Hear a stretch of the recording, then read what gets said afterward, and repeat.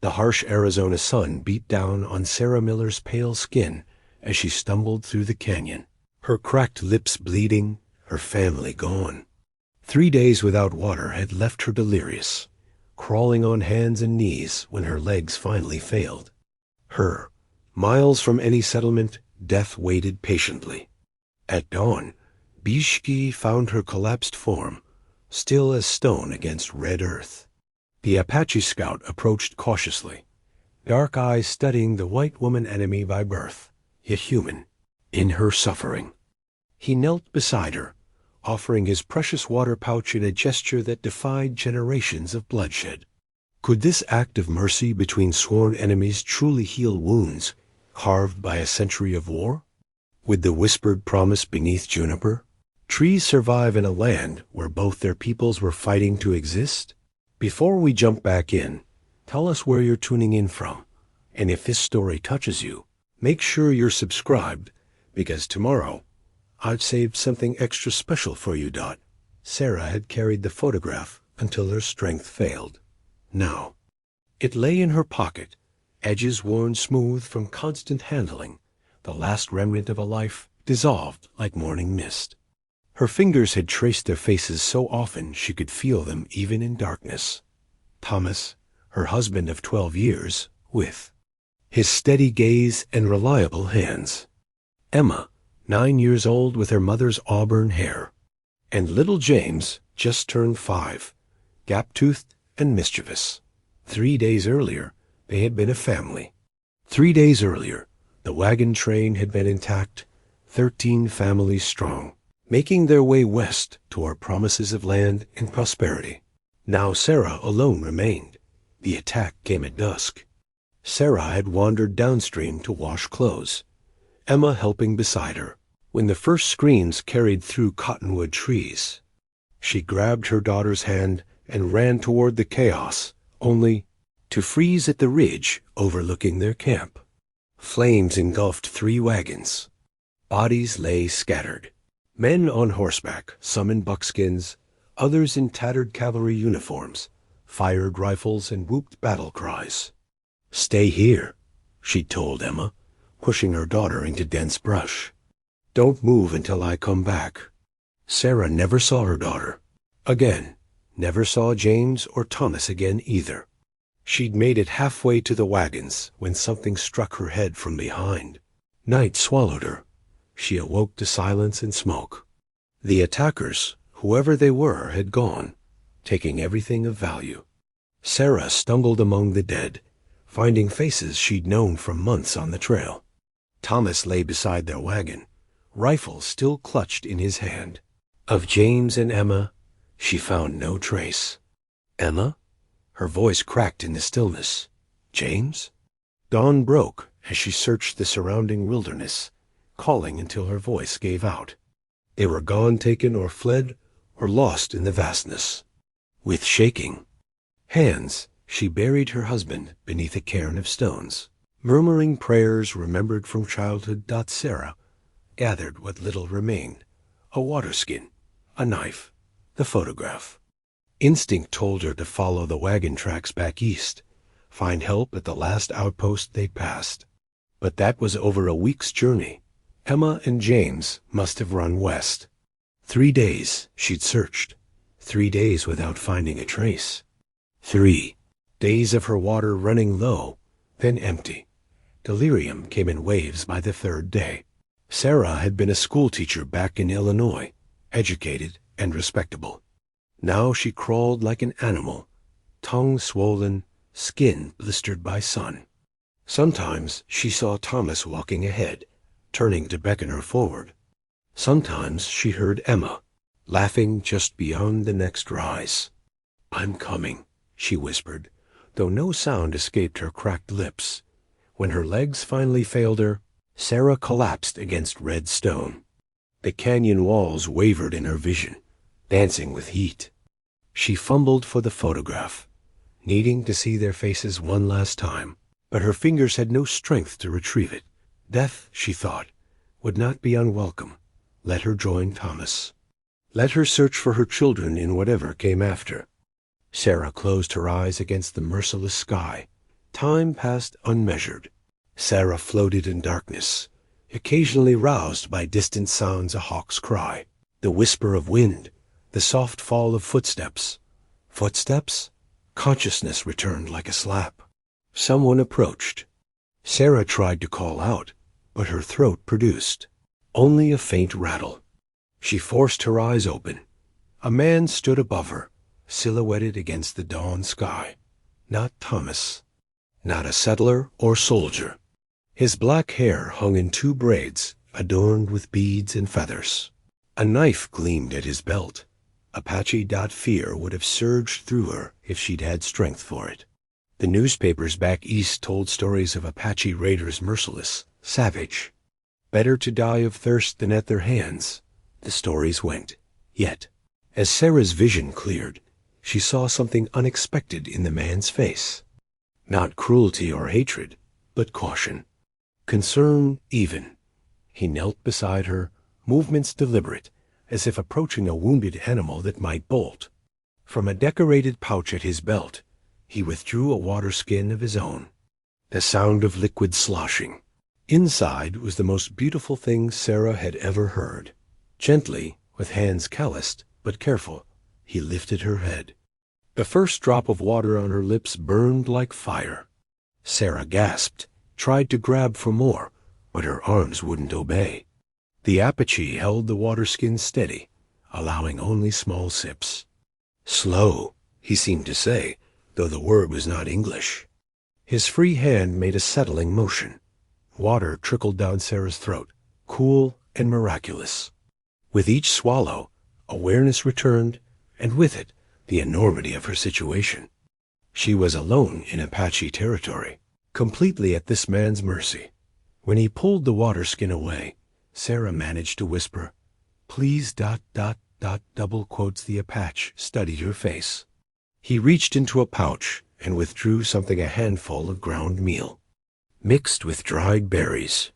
He offered it in his palm. Their eyes met. His were dark as obsidian, revealing nothing of his thoughts.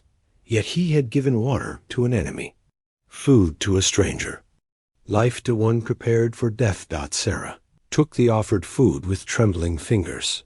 The sun climbed higher as they remained there, predator and prey transformed into something unnamed by this simple exchange. Sarah ate slowly, feeling strength whisper back into her limbs. The Apache watched, patient as the desert itself. When she finished, he pointed to himself. Bééshį. Sarah understood. His name. She placed a hand on her chest. Sarah. The eagle feather had been his father's gift, bestowed the day Bééshĩ first demonstrated his tracking skills at 12 summers old. "You see with clear eyes," his father had said, "as the eagle sees." 23 years later, the feather remained Bééshį's most treasured possession, worn always at his right braid, a reminder of his purpose and his gift. That morning, before finding the white woman, Bééshĩ had risen before dawn, as was his custom. He slipped from the temporary camp where his small hunting party slept, seeking the solitude needed for his prayers. The others would not move until midday. They had meat enough from yesterday's hunt, and no urgent reason to return to the main camp. But Bééshĩ never wasted daylight. He climbed to a high point overlooking the twisting canyon lands, watching the first pale light seep into the eastern sky. The morning ritual was simple. Thanks offered to the 4 directions, to the spirits of his ancestors, to the animals that sustained his people. Bééshĩ removed the eagle feather from his braid and held it toward the lightening sky. The piercing cry came just as he finished, an eagle circling high above, its wings catching the first golden rays. Bééshĩ watched, respectful. Eagles rarely appeared so close to humans. A good omen, perhaps. But then the bird did something unexpected. It dipped one wing and spiraled down, not in hunting dive, but in a deliberate path toward the South Canyon. 3 times it circled, calling. Again, before soaring eastward, Bééshĩ replaced the feather in his braid, considering. His people believed eagles carried messages from the spirit world. This one had clearly meant to direct his attention. "I hear you, brother," he murmured. Gathering his weapons, he left a sign for his companion's stones arranged to show he'd gone south and would return, then set off toward the canyon. The eagle's guidance had never led him astray before. The path descended steeply. Bééshĩ moved like a shadow, each step precise, silent from decades of practice.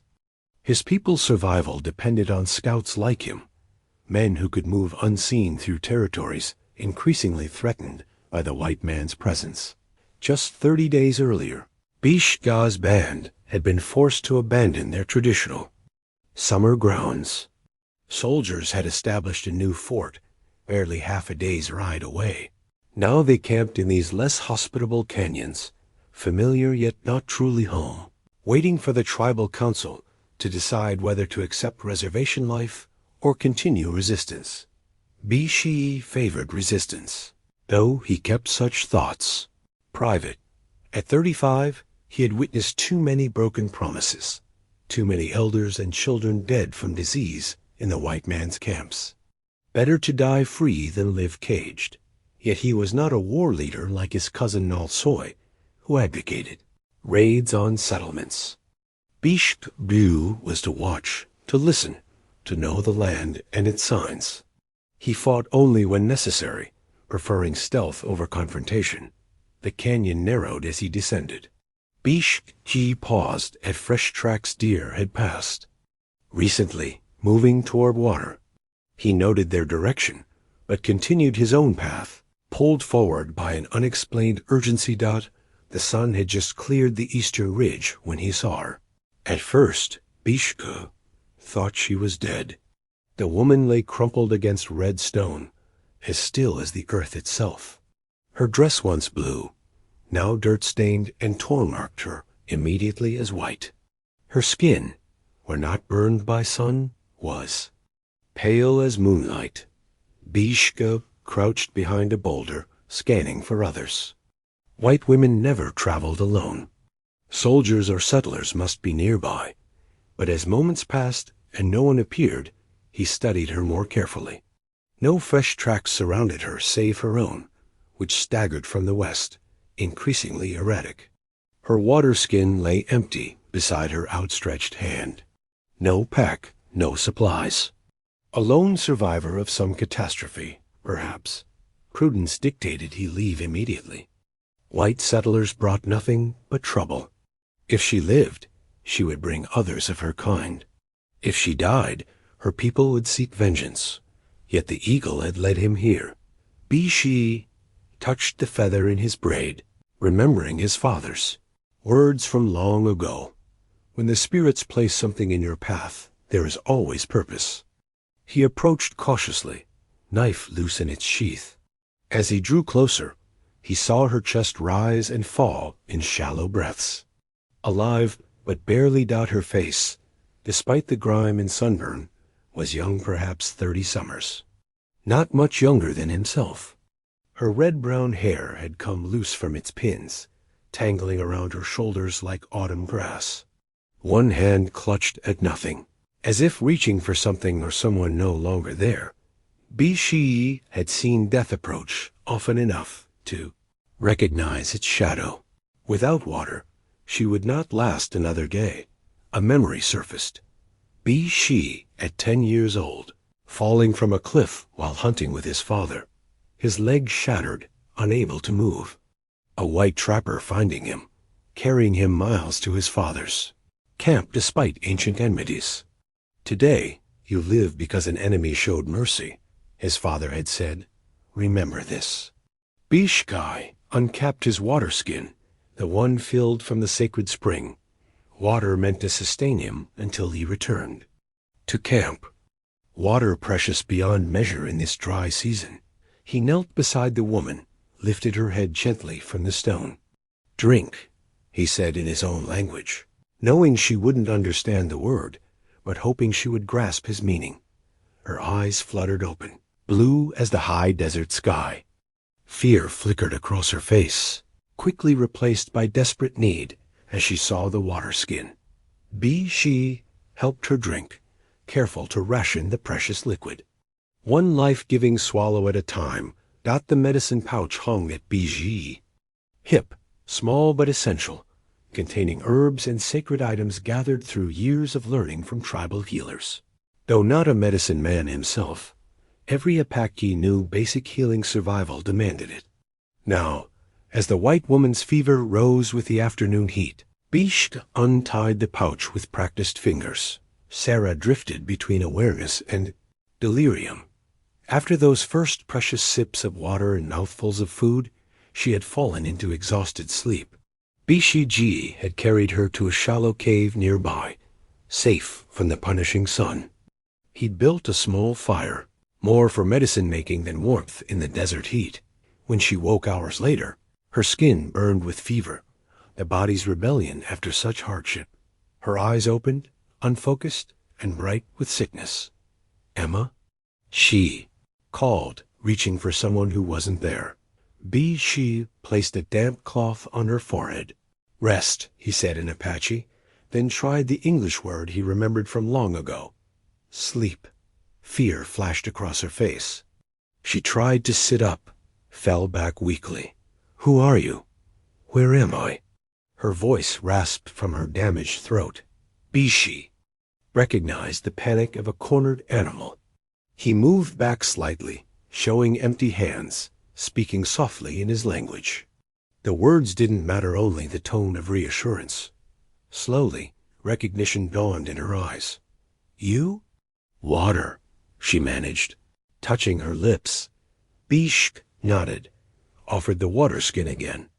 She drank more steadily now, watching him over the rim with wary gratitude. From his medicine pouch, he removed crushed willow bark good for fever and pain, and mixed it with water in a small wooden cup. He offered it to her, mimicking drinking. Sarah hesitated, then took the cup. The bitter taste made her grimace, but she swallowed it all, understanding medicine when she saw it. "Thank you," she said when finished. Bééshì understood that phrase from traders who had come to his people. He acknowledged with a nod. Outside their shelter, the sun began its descent toward the western cliffs. Soon his hunting companions would wonder at his absence. They would follow his trail if he did not return by morning, and finding him with a white woman would raise difficult questions. Yet he could not leave her. The fever needed watching, and she remained too weak to travel. More importantly, the eagle had led him here. There was purpose in this meeting, though he did not yet understand it. Sarah watched him through half-closed eyes. Despite her fear and weakness, she studied him with intelligence. She pointed to herself again. "Sarah Miller."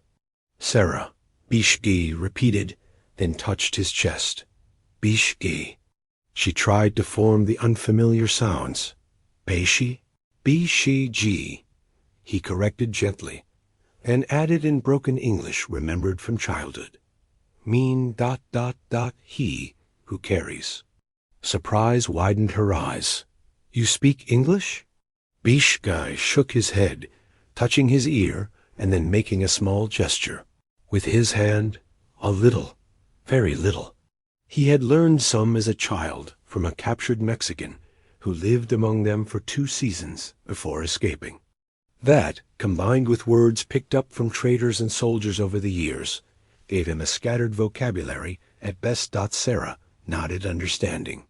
She touched the medicine cup, then his pouch. "Medicine? Healer?" "Yes, some." He selected another herb from his pouch golden seal and crushed it between his fingers, releasing its pungent aroma. This he mixed with bear fat from a small container, creating a salve for her sunburned skin. When he motioned toward her face and arms, she tensed. "Help," he said, one of the English words he knew well. Good medicine. Trust warred with cultural taboo on her face.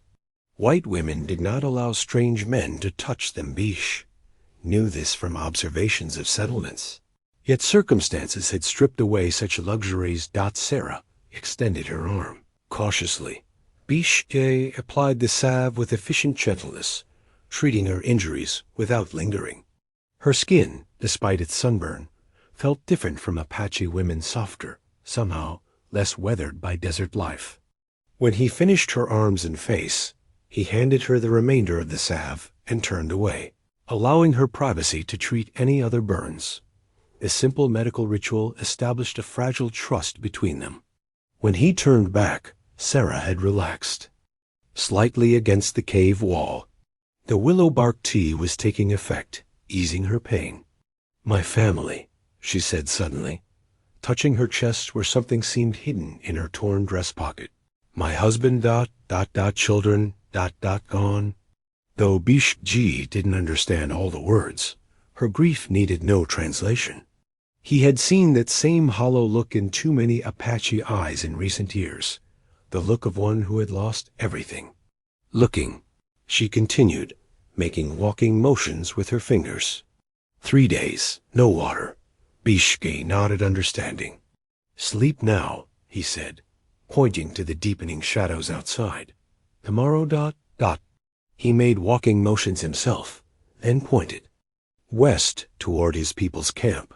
Alarm crossed her face. "Where? Where taking me?" "Safe place," he said, though he wasn't entirely sure of that himself. His people might not welcome a white woman, especially now with tensions high. Yet he could not leave her in the desert, and white settlements were too far for her condition. Sarah seemed to read his uncertainty. She gripped his wrist suddenly, her fingers weak but urgent. "Please, don't leave me." The simple plea needed no translation. Bééshĩ placed his hand over hers briefly, a wordless promise. Then he moved to the cave entrance, settling cross-legged to keep watch through the night. Behind him, Sarah's breathing gradually deepened into sleep, her fever flush fading, under the medicine's influence. Outside, night creatures began their songs. Somewhere distant, a coyote called the trickster spirit, his people believed, who changed the world's path with unexpected meetings. The cavalry button gleamed dully in the morning light, its brass surface scratched, but still bearing the eagle. Insignia. Bééshĩ rolled it between his fingers, his expression unreadable, as he studied the small object found along their path. Without comment, he slipped it into his pouch, but Sarah had seen the momentary tightening of his jaw. The button's message was clear. Soldiers were near. They had set out at dawn.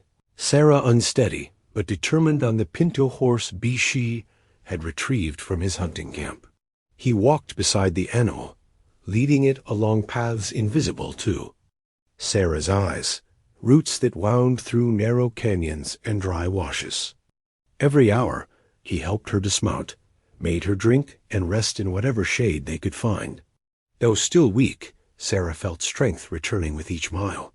"Where are we going?" she had asked repeatedly, receiving only gesture answers indicating. "Somewhere west and north." She understood his caution. He likely spoke even less English than she'd initially thought. That he who carries translation, perhaps being most of his vocabulary. Or perhaps he simply didn't trust her enough yet for real answers. Sarah couldn't blame him. She was the enemy in his land. They traveled in silence for hours, Bééshĩ alert to every sound, every movement. Shortly after finding the button, he grew even more cautious, frequently stopping to study the ground or distant ridgelines. When a faint dust cloud appeared far to the south, he immediately led them into a maze of sandstone formations, the horses' hooves muffled in deep sand. "Soldiers?" Sarah asked, pointing toward the dust. Bééshĩ nodded once. "Bad for you, bad for me." The simple statement contained volumes. If the cavalry found them, Sarah might be rescued, but Bééshĩ would likely be shot without questions, just another hostile Indian, regardless of his actions. The soldiers wouldn't believe or care that he had saved her life. "Hide," he said, guiding the horse deeper into the stone labyrinth. They found shelter in a narrow slot canyon. Walls rising 50 feet on either side, the space barely wide enough for the horse to pass. Bééshį helped Sarah dismount, then led the pinto to a small spring seeping from the canyon wall. While the horse drank, he reached into his pack and produced dried meat and a handful of piñon nuts. They ate in silence, the quiet broken only by the occasional call of ravens overhead. Sarah studied her unlikely companion as he kept watch at the canyon entrance. His movements were efficient, his awareness constant. Even in rest, he remained coiled energy. Yet his hands had been gentle when treating her wounds, his eyes concerned when checking her fever. "Why did you help me?" she asked finally, though she didn't expect him to understand. Bééshĩ turned, studying her face. After a long moment, he pointed upward. "Eagle, show me." He made a swooping motion with his hand, then touched the feather in his braid. "Eagle medicine strong." Sarah nodded, accepting the explanation that crossed language and culture. Divine guidance, fate, providence, different words for the same. Belief that some higher power arranged their meeting. "Thank you," she said simply. "You saved my life." Though he might not understand every word, gratitude needed no translation. Bééshĩ acknowledged with a slight nod, then returned to his watch. The distant sound of hoofbeats made them both freeze. Bééshĩ motioned for silence, then crept forward to peer around the canyon entrance. Sarah's heart hammered. In her chest. Soldiers would mean safety, return to her own kind, perhaps even help searching for Emma and James. Yet the thought filled her with unexpected conflict. This Apache had saved her when her own people were nowhere to be found. To be rescued now felt strangely like betrayal. The hoofbeats grew louder. Bééshĩ slipped back to Sarah's side, his expression tense. He touched her arm, then pointed to a crevice in the canyon wall, barely visible behind a stunted juniper. "Hide," he whispered. "I lead away." He intended to draw them off. Sarah realized to risk himself while she remained safely hidden. Before she could protest, voices drifted clearly from beyond the canyon English voices, calling to each other as they searched. "Tracks lead this way, Lieutenant. Fan out, they can't be far. Reward for the man who finds the woman alive." Sarah's breath caught. They were looking specifically for her. News of the wagon train massacre must have reached a settlement, search parties dispatched. For a brief, wild moment, hope flared perhaps they had found Emma and James as well. Bééshĩ read the change in her expression. "Your people?" he said softly. "You go. Better." But even as he spoke, his hand drifted to his knife, a man preparing for a final stand. He didn't expect mercy from the soldiers, Sarah realized. He expected death. The cavalry patrol was close enough now that Sarah could hear the creak of saddle leather, the snorting of horses. One shout from her, and she would be rescued, returned to civilization. One shout, and Bééshĩ would likely die. The moment stretched between them. A bridge between worlds. Sarah placed her hand over Bééshĩ's, gently pushing the knife back into its sheath. Then she crawled into the crevice he had indicated, pulling him in beside her. The space was tight, forcing them close together, his surprise evident in his widened eyes. "Both hide," she whispered. "Both safe." Confusion, then understanding crossed his face. He nodded once, solemn as a vow. They remained motionless as the patrol passed nearby, voices and hoofbeats eventually fading northward. When silence returned, they emerged cautiously. Bééshĩ studied Sarah with new eyes, reassessing everything he thought he knew about this white woman. "Why?" he asked simply. Sarah thought of her lost family, of 3 desperate days searching alone, of water offered when she had nothing to give in return. She touched the place where the photograph rested in her pocket. "You carried me," she said, using his name's meaning.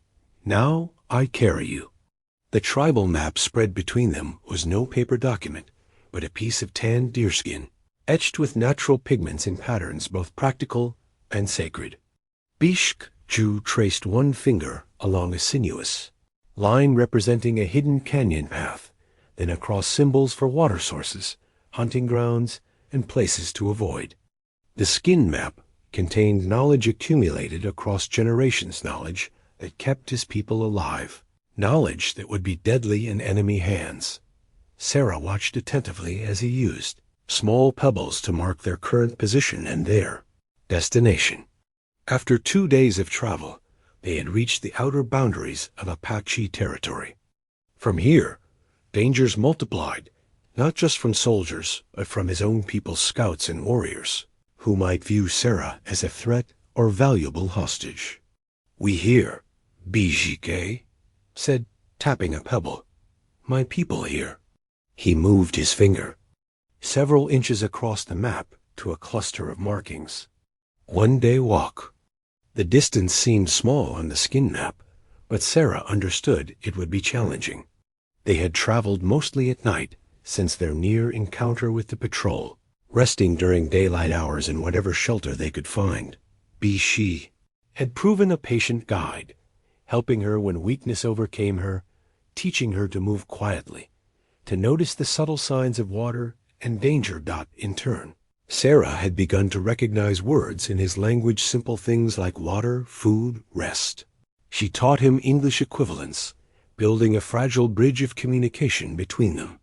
Sometimes, in the quiet hours of their hidden camps, she would show him the photograph from her pocket, naming the faces of her lost family, explaining, in simple terms, the life she had left behind in Illinois, her journey west, the attack that had taken everything.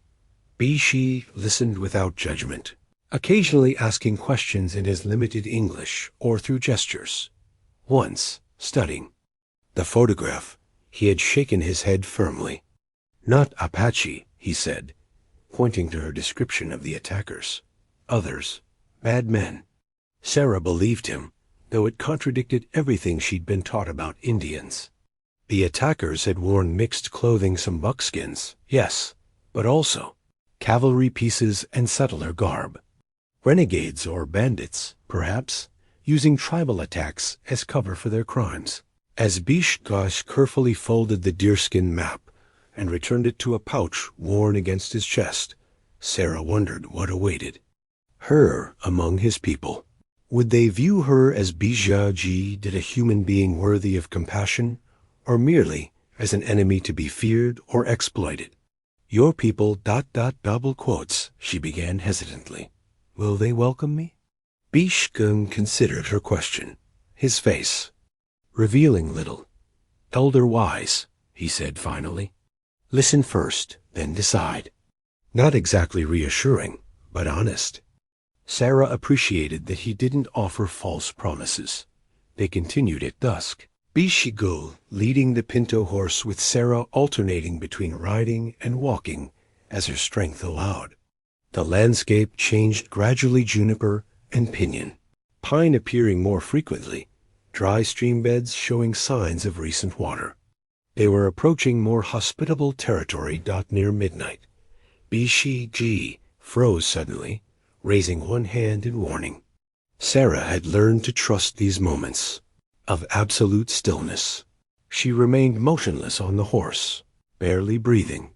A bird call sounded from the darkness, natural to untrained ears, but too deliberate, too precisely timed. Bééshĩ responded with a similar call, then waited. 2 figures materialized from the shadows like spirits given form. Young men, perhaps 20 years old, armed with bows and knives. Their eyes widened at the sight of Sarah, hands immediately moving to weapons. Rapid conversation in Apache followed, too fast for Sarah to catch any familiar words. Bééshï's posture remained calm but authoritative as he explained, occasionally gesturing toward her.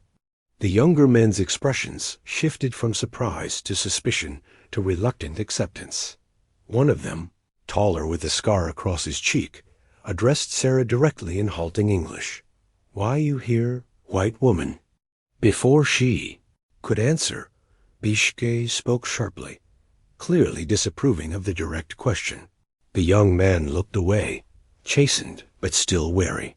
These are Tatabaha and Nadan, Bééshĩ told her.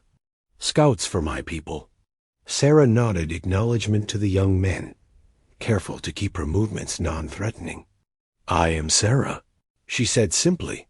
The scouts exchanged glances, then turned back to Bééshĩ. Another flurry of conversation followed, occasionally punctuated by gestures toward the north and east directions of potential threats. Finally, Bééshĩ turned to Sarah. They say soldiers many, searching everywhere. Not safe for my people, not safe for you. They think I will bring soldiers to them, Sarah guessed. Bééshĩ nodded. They fear this. I won't, she said firmly, looking directly at the scouts. I owe him my life. I would not betray that. Whether they understood her words or merely her tone, the scouts seemed somewhat mollified. After further discussion with Bééshĩ, they melted back into the darkness going ahead, Sarah presumed, to warn the camp of their approach. We go, Bééshĩ said, taking the horse's lead again. Elder waiting. They traveled through the remainder of the night, Sarah increasingly aware of unseen eyes watching their progress. Several times, she glimpsed shadowy figures pacing them from ridgelines or behind rocks, more scouts, ensuring they didn't deviate from the approved path. Just before dawn, they crested a low rise. Below stretched a hidden valley, invisible from any major trail.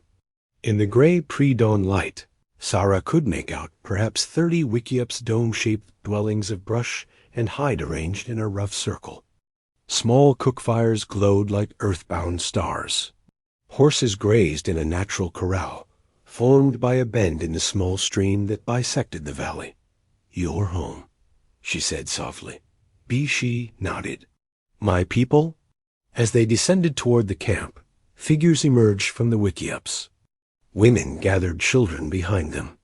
Men stepped forward, some with weapons held loosely but visibly. At the center, waiting with perfect stillness, stood an elderly man leaning on a carved staff. His face, deeply lined by sun and years, revealed nothing of his thoughts as the strange pair approached. Elder, Bééshĩ said with respect. Stopping at a proper distance, Sarah felt dozens of eyes upon her, judging, wondering, fearing. Her fate rested in the hands of this old man and whatever wisdom he possessed. The elder studied her for a long moment, then spoke a single word. Bééshĩ to Sarah. He says welcome. The elder's peace pipe passed from hand to hand, around the circle of tribal leaders, its carved stone bowl glowing red with each careful draw. The sweet aroma of sacred tobacco mingled with juniper smoke from the central fire. Sarah sat beside Bééshĩ, acutely aware of her outsider status among these solemn faces. Though the elder's initial welcome had granted her entry to the camp, her fate remained undecided. When the pipe reached Bééshĩ, he inhaled with reverence before passing it to the next man.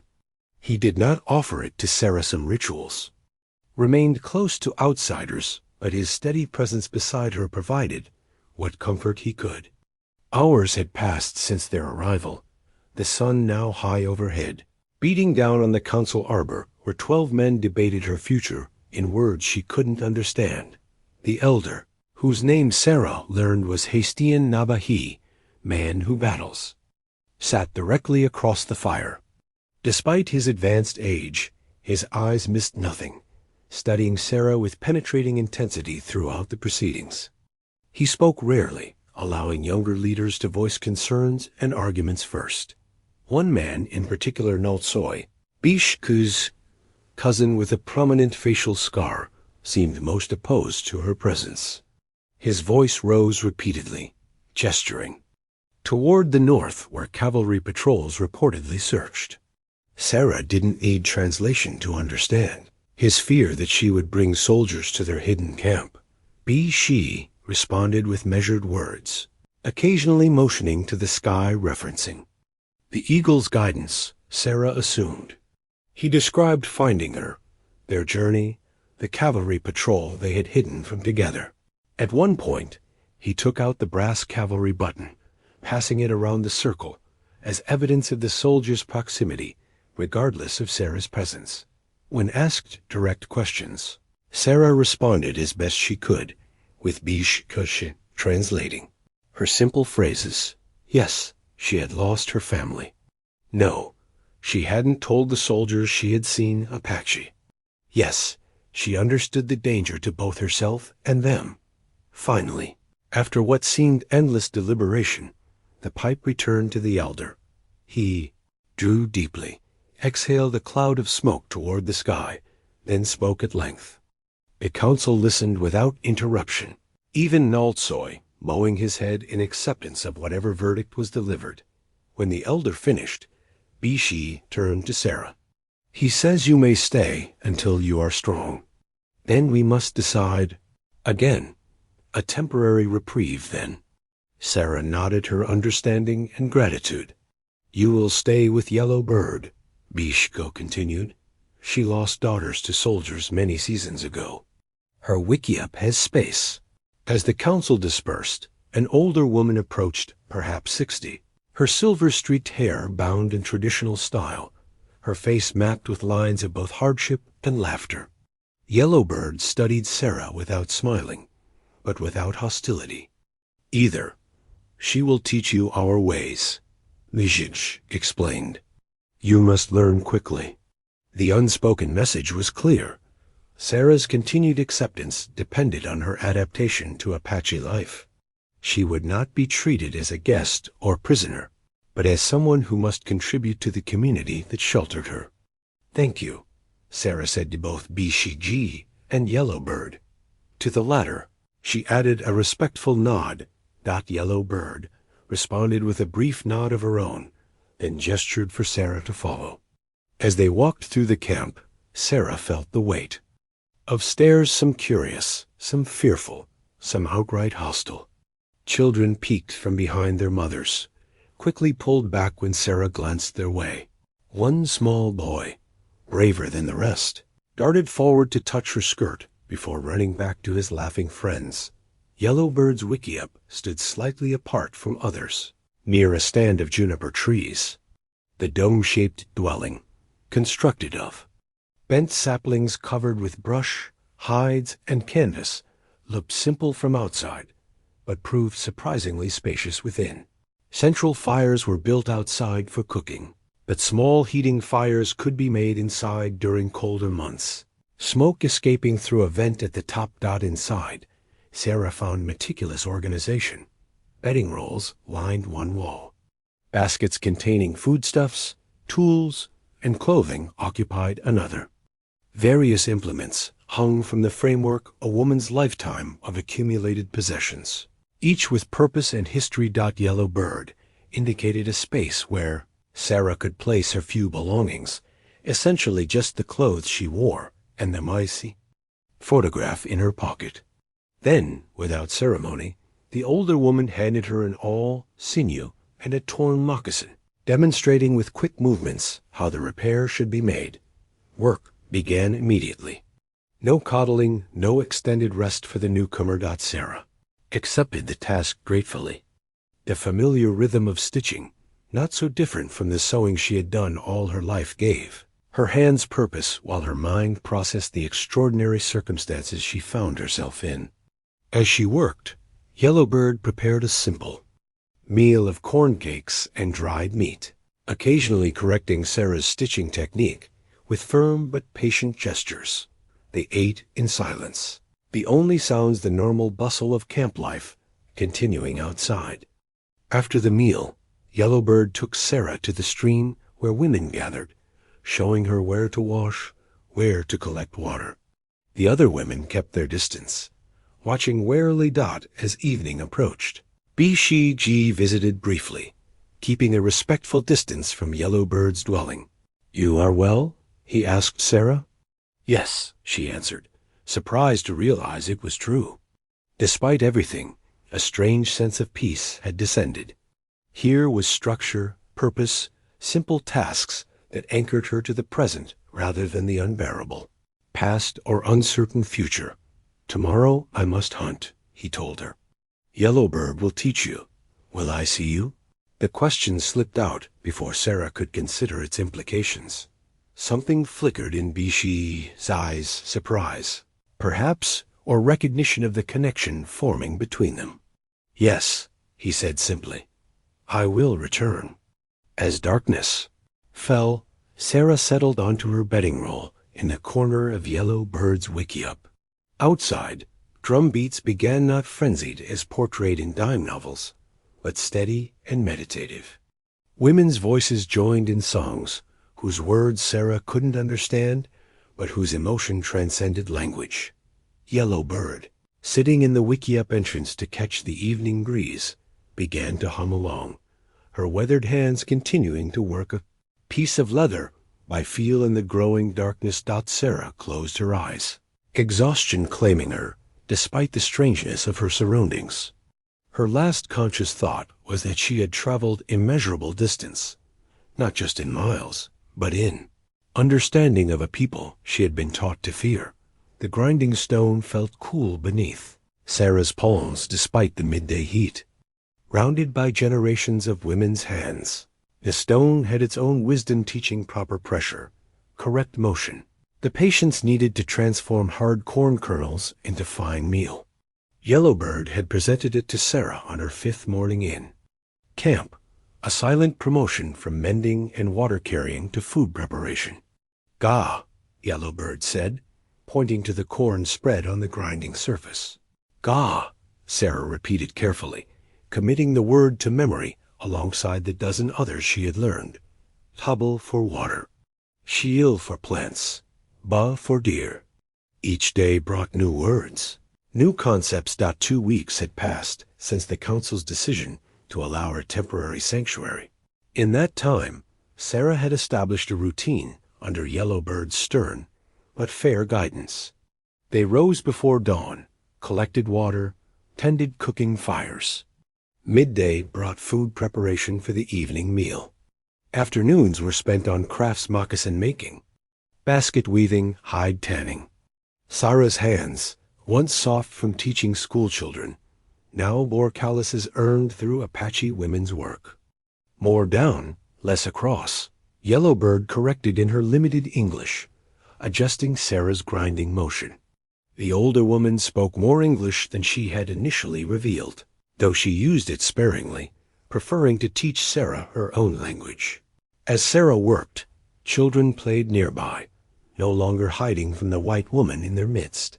Some even approached to watch her work, giggling when she mispronounced Apache words.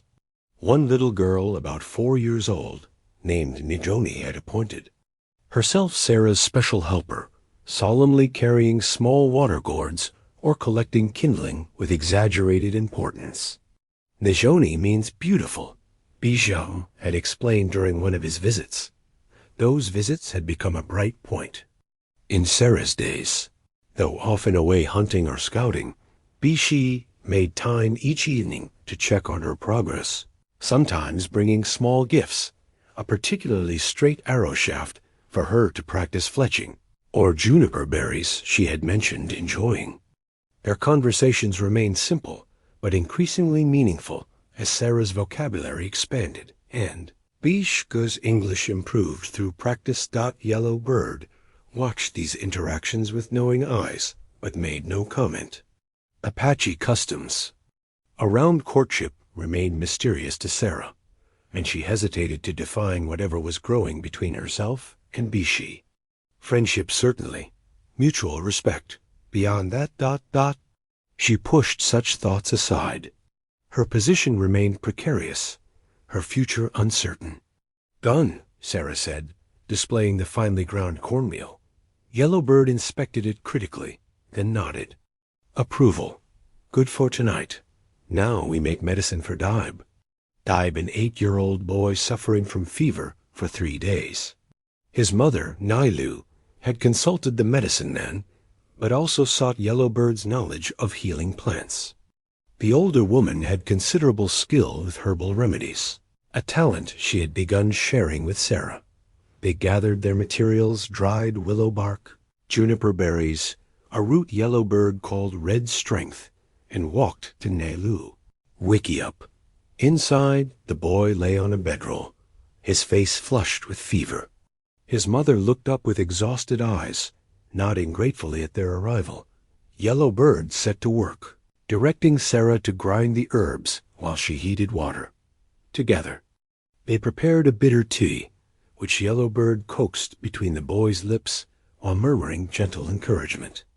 Sarah dampened cloth in cool water for his forehead, a treatment familiar from her own upbringing. As they worked, Nelu watched Sarah with curious intensity.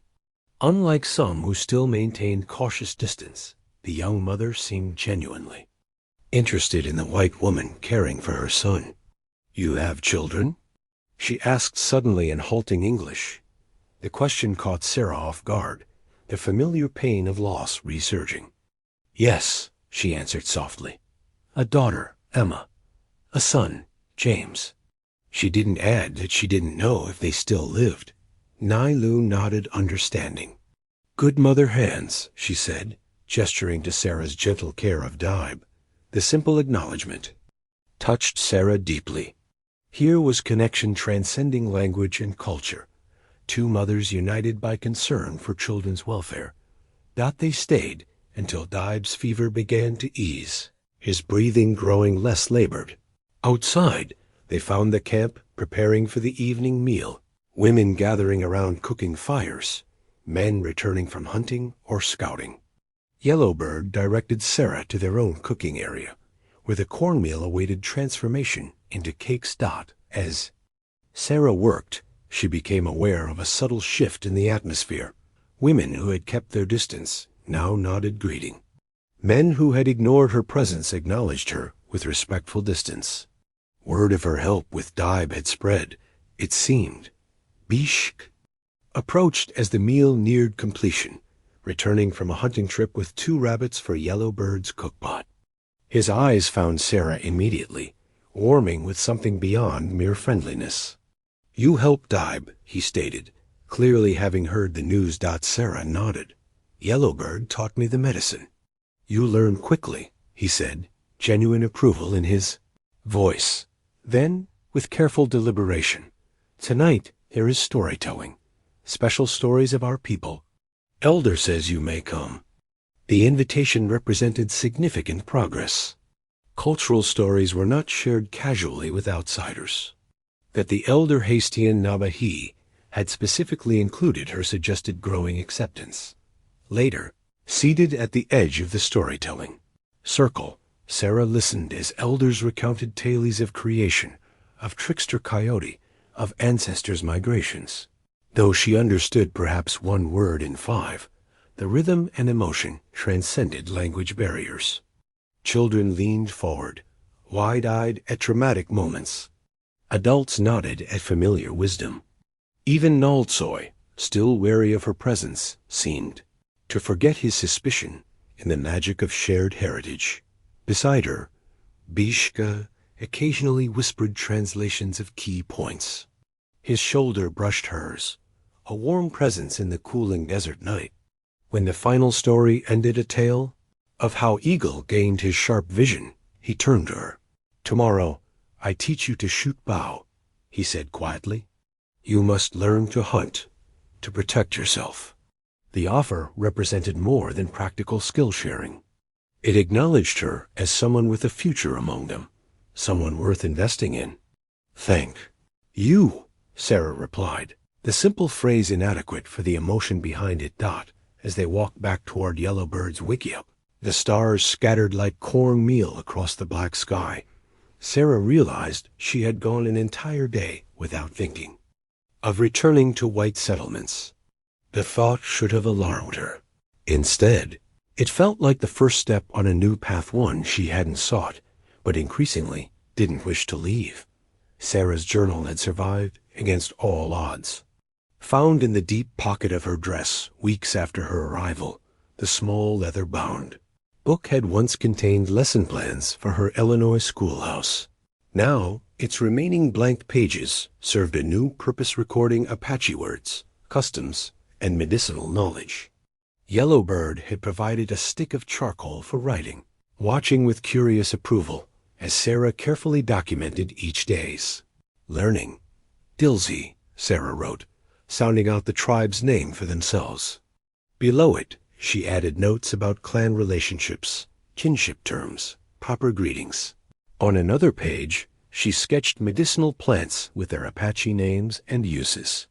The journal became her anchor to both worlds, the educated woman she had been and the survivor she was becoming. "What words you write today?" Bééshį asked, finding her at the stream's edge, journal open on her lap.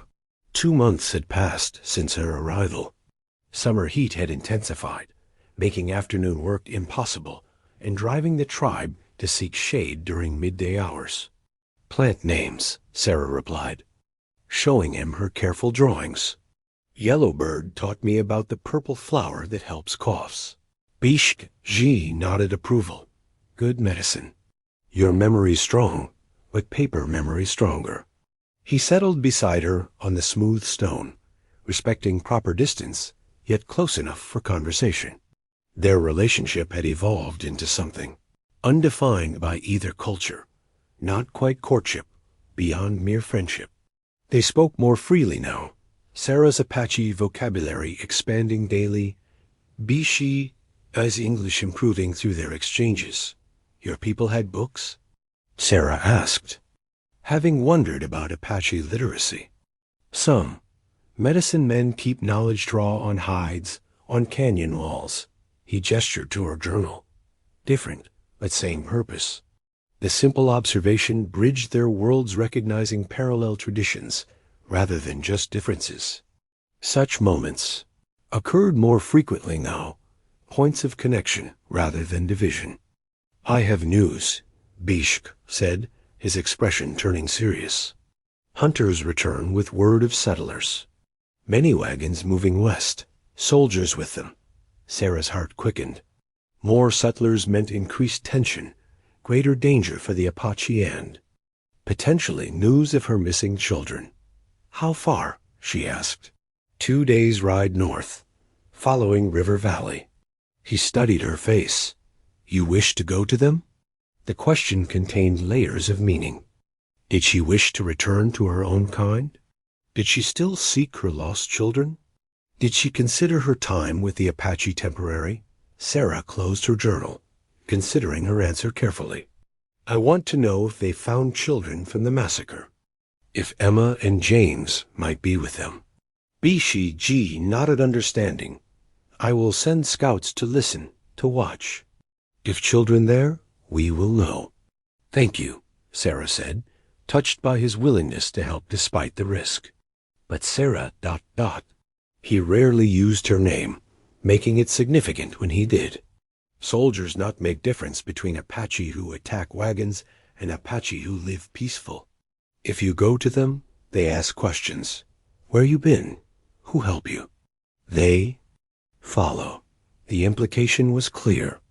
Her return to white society could endanger those who had saved and sheltered her. "I know," she acknowledged softly. "I wouldn't betray your location. I would say I survived alone." They believe this? His skepticism was warranted. Sarah had no answer.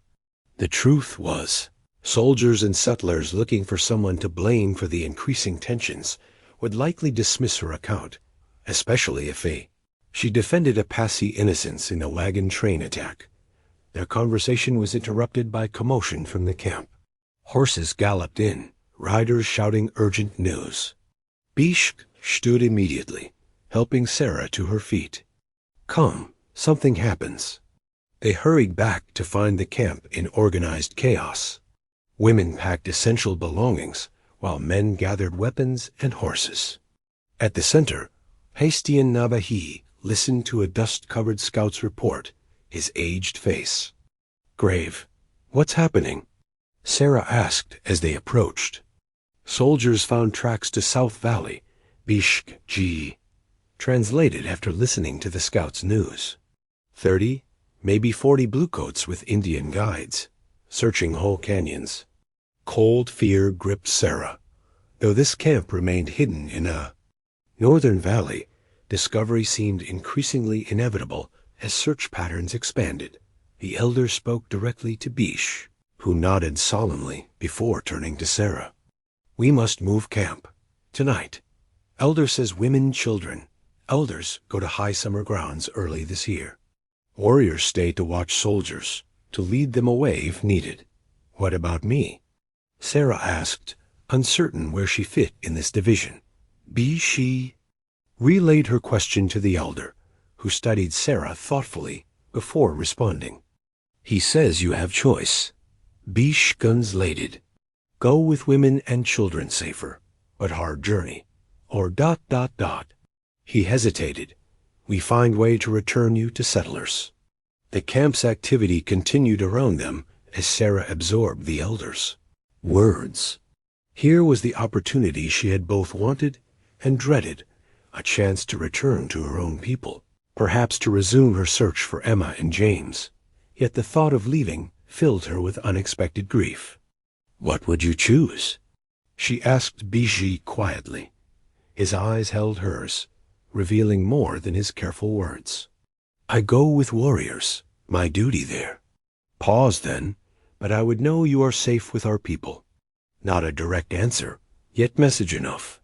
He wanted her to stay, though honor prevented him from asking directly when she had lost children who might still live. Sarah opened her journal, touching the pages filled with Apache knowledge, with evidence of her growing place among them. 2 months ago, she had been dying alone in the desert.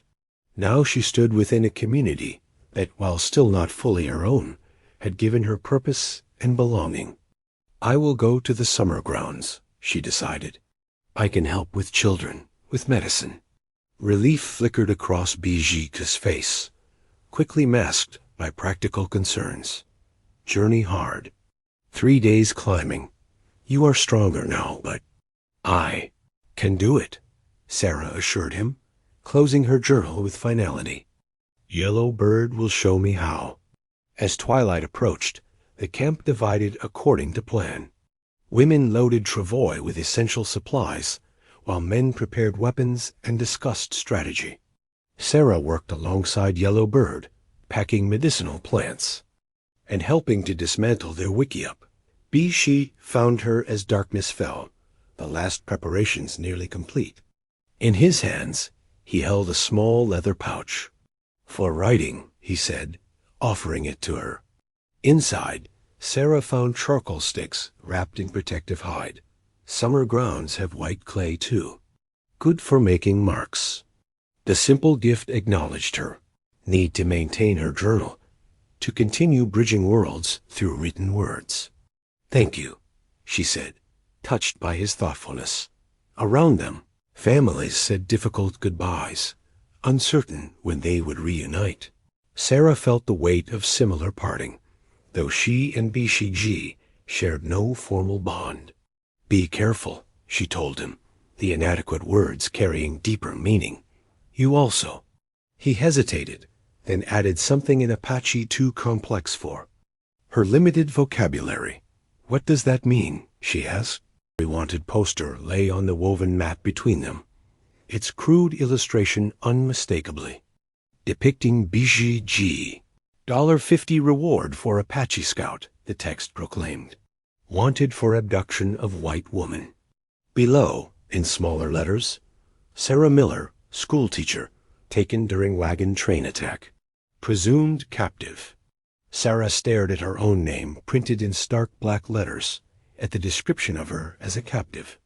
3 months had passed since her arrival among the Apache, 3 months of gradual acceptance, of learning, of finding unexpected purpose in her new life. Now this paper brought reality crashing back, threatening everything. "Hunter find-in. Soldier camp," explained Tatabaha, the young scout who had first encountered Sarah and Bééshì on their journey to the tribe. "Many papers. Soldiers show to all settlements." The summer camp had been established for nearly a month. Collection of temporary brush shelters situated on a high plateau, offering cooler temperatures and mountain springs. Women maintained small gardens of quick-growing plants, while children gathered pine nuts and berries. Life had settled into peaceful routine, the threat of soldiers seemingly distant. Until now, Yellow Bird, seated beside Sarah, studied the poster with narrowed eyes before speaking in rapid Apache to Hestian Nabahi. The elder had chosen to come with the women and children rather than remain with the warriors, his wisdom deemed more valuable than his fighting skills at his advanced age. He listened to Yellow Bird, then turned to Sarah, speaking through Tatabaha, who had become the camp's primary translator in Bééshį's absence. Elder asks what you wish to do, Tatabaha conveyed. Some say you should return to your people. Stop soldiers from hunting Bééshĩ. Sarah felt the weight of many eyes upon her, women and children, gathered around to hear the discussion, their expressions ranging from fear to resignation to cautious trust. The poster says I was abducted, she replied carefully. But I wasn't. Bééshĩ saved my life. If I return and tell this truth, will soldiers believe me? Or will they still hunt him, hunt all of you? Tatabaha translated her words. Murmurs spread through the gathered crowd. Truth not matter to bluecoats, an older woman called out, her comment translated by Tatabaha. They want reason to fight, to take land. Others voiced agreement. The tribe's experience with military justice gave them little reason to believe. Sarah's testimony would protect them. Yellow Bird spoke again, her weathered face solemn. Through Tatabaha, her words reached Sarah. You have become like family, but your children may still live. Your heart must decide where you belong. The simple statement cut to the core of Sarah's dilemma. Every day with the Apache pushed her lost children further into memory's shadows. She still thought of Emma, and James still prayed for their safety, but the sharp anguish had gradually transformed into a quieter grief. Had she given up too easily? Was adaptation to this new life a betrayal of her maternal duty? I need to think, Sarah said finally, rising from the circle. None attempted to stop her as she walked to the edge of the plateau, seeking solitude. To untangle her conflicted heart, the view stretched endlessly mesas and canyons, painted in shades of red and gold by the afternoon sun. Somewhere far below, Bééshĩ and the other warriors shadowed the soldiers' movements, risking their lives to protect the tribe. Somewhere even further, perhaps in a settlement or fort, her children might be waiting, believing their mother dead. Sarah's hand went to her pocket, touching the warm photograph through the fabric. Then, in a gesture that had become equally habitual, she touched the beaded bracelet Yellow Bird had given her to mark her first full moon cycle with the tribe. 2 worlds, 2 loyalties, 2 paths forward, neither without pain. Her solitude was eventually interrupted by soft footsteps. Turning, she found Nijoni, the little girl who had appointed herself Sarah's helper. Without speaking, the child placed a small bunch of wildflowers in Sarah's hand, then nestled against her side, offering wordless comfort. Sarah stroked the girl's dark hair, remembering how she had done the same for Emma. The simple human connection bridged past and present, clarifying her thoughts. When she returned to the council circle, her decision had crystallized. I will not leave, she announced. If I return to the settlements, the soldiers will force me to lead them here, or to the main camp. Even if I refuse, they will follow my trail. More lives would be lost, yours, mine. Perhaps Bééshį's. As Tatabaha translated, she saw relief on many faces, though some remained concerned. But Sarah continued, I should send a message somehow. If my children live, they should know I survive as well. And the truth about Bééshĩ should be told, even if not believed by all. The elder considered this, then spoke at length. Tatabaha translated, Elder says there is a trader half Mexican, half Navajo, who comes sometimes to exchange goods. He can be trusted to carry a letter to the settlement without revealing our location. He will arrive before next full moon. A compromise, then. A chance to reach out without endangering her Apache family. There is more news, Tatabaha added, his expression darkening. Bééshĩ sent message with Hunter. Soldiers burned 3 Apache camps to south.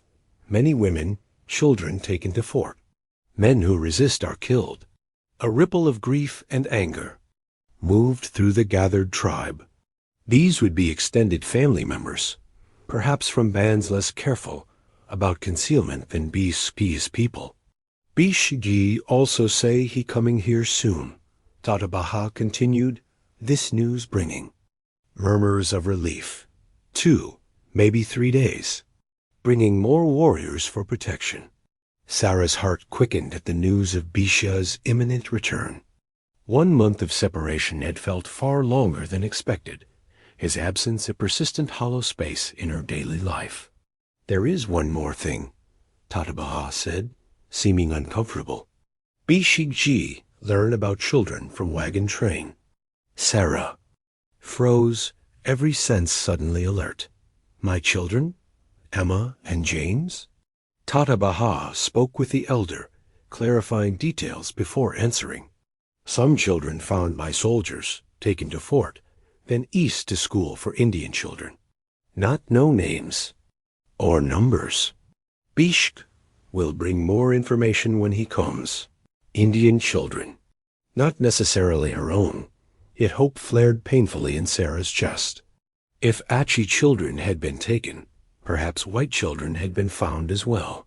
Or perhaps Emma and James, in the chaos of the attack, had been mistaken for mixed blood children and taken along with captive Apache youth. The possibility, however faint, strengthened her resolve to send a letter east. If her children lived, she would find them not by abandoning her new family, but by building a bridge between worlds. That night, under Yellowbird's guidance, Sarah began drafting her letter on precious paper provided from the elder's own carefully guarded supplies. The words came slowly, each carefully chosen to convey truth without endangering those who had saved her. I live among friends, she wrote, not as captive but as willing guest, saved from certain death by one the army now unjustly hunts. ... The wedding pendant caught the firelight, its polished blue stone suspended from a leather cord, adorned with intricate beadwork. Yellowbird held it carefully, almost reverently, as she explained its significance to Sarah. For my daughter, she said in her improved English, touching the stone with one weathered finger. When she marry, now for you. Sarah stared in surprise, both at the gift and its implication. Yellowbird, Bééshĩ, and I haven't spoken of marriage. The older woman's eyes crinkled with knowing amusement. Words not always needed. Eyes speak clear enough. 3 months had passed since Sarah's decision to remain with the tribe. Summer's heat had begun to soften toward autumn, bringing cooler nights to the high camp. In that time, Bééshĩ had returned with his warriors, establishing a protective perimeter around the summer grounds while maintaining scouts to track military movements below. His return had shifted something between them. Perhaps it was their month-long separation, or Sarah's choice to stay despite the wanted poster. Perhaps it was her growing competence in Apache ways, speaking the language with increasing fluency, contributing meaningful work to the community, earning respect beyond mere tolerance. Whatever the cause, their relationship had deepened into something neither spoke of directly, yet both acknowledged through small gestures. Bééshĩ sought her company during evening meals, bringing choice portions of his hunt to share. He carved a special wooden comb for her hair, decorated with symbols of protection. She wove him a new ammunition pouch, incorporating designs she'd learned from Yellowbird. Small gifts, meaningful exchanges. He has not spoken because our way's different from yours, Yellowbird continued, pressing the pendant into Sarah's palm. Apache man shows interest through actions, through family. His mother would speak for him, but she walks with ancestors. Now I speak instead. Sarah felt warmth rise to her cheeks. You've discussed this with him? Yellowbird shook her head. No need. I see how he watches when you work, how he listens when you speak, like my husband watched me many summers ago. Her voice softened with memory. Bééshį is good man. Strong hunter, respected scout, but alone too long. Sarah closed her fingers around the pendant, its weight substantial despite its small size. I'm honored by your gift, she said carefully. But my situation is complicated. My husband has been gone less than a year. And my children, ... Past is past, Yellowbird said simply. Dead husband watches from spirit world, wants your happiness. Missing children same, they want mother's heart to heal. She tapped her chest. Empty places inside can fill again. Different, but good. Tears pricked Sarah's eyes at the straightforward wisdom. In her former life, Victorian propriety would have demanded extended mourning, perhaps even lifetime widowhood.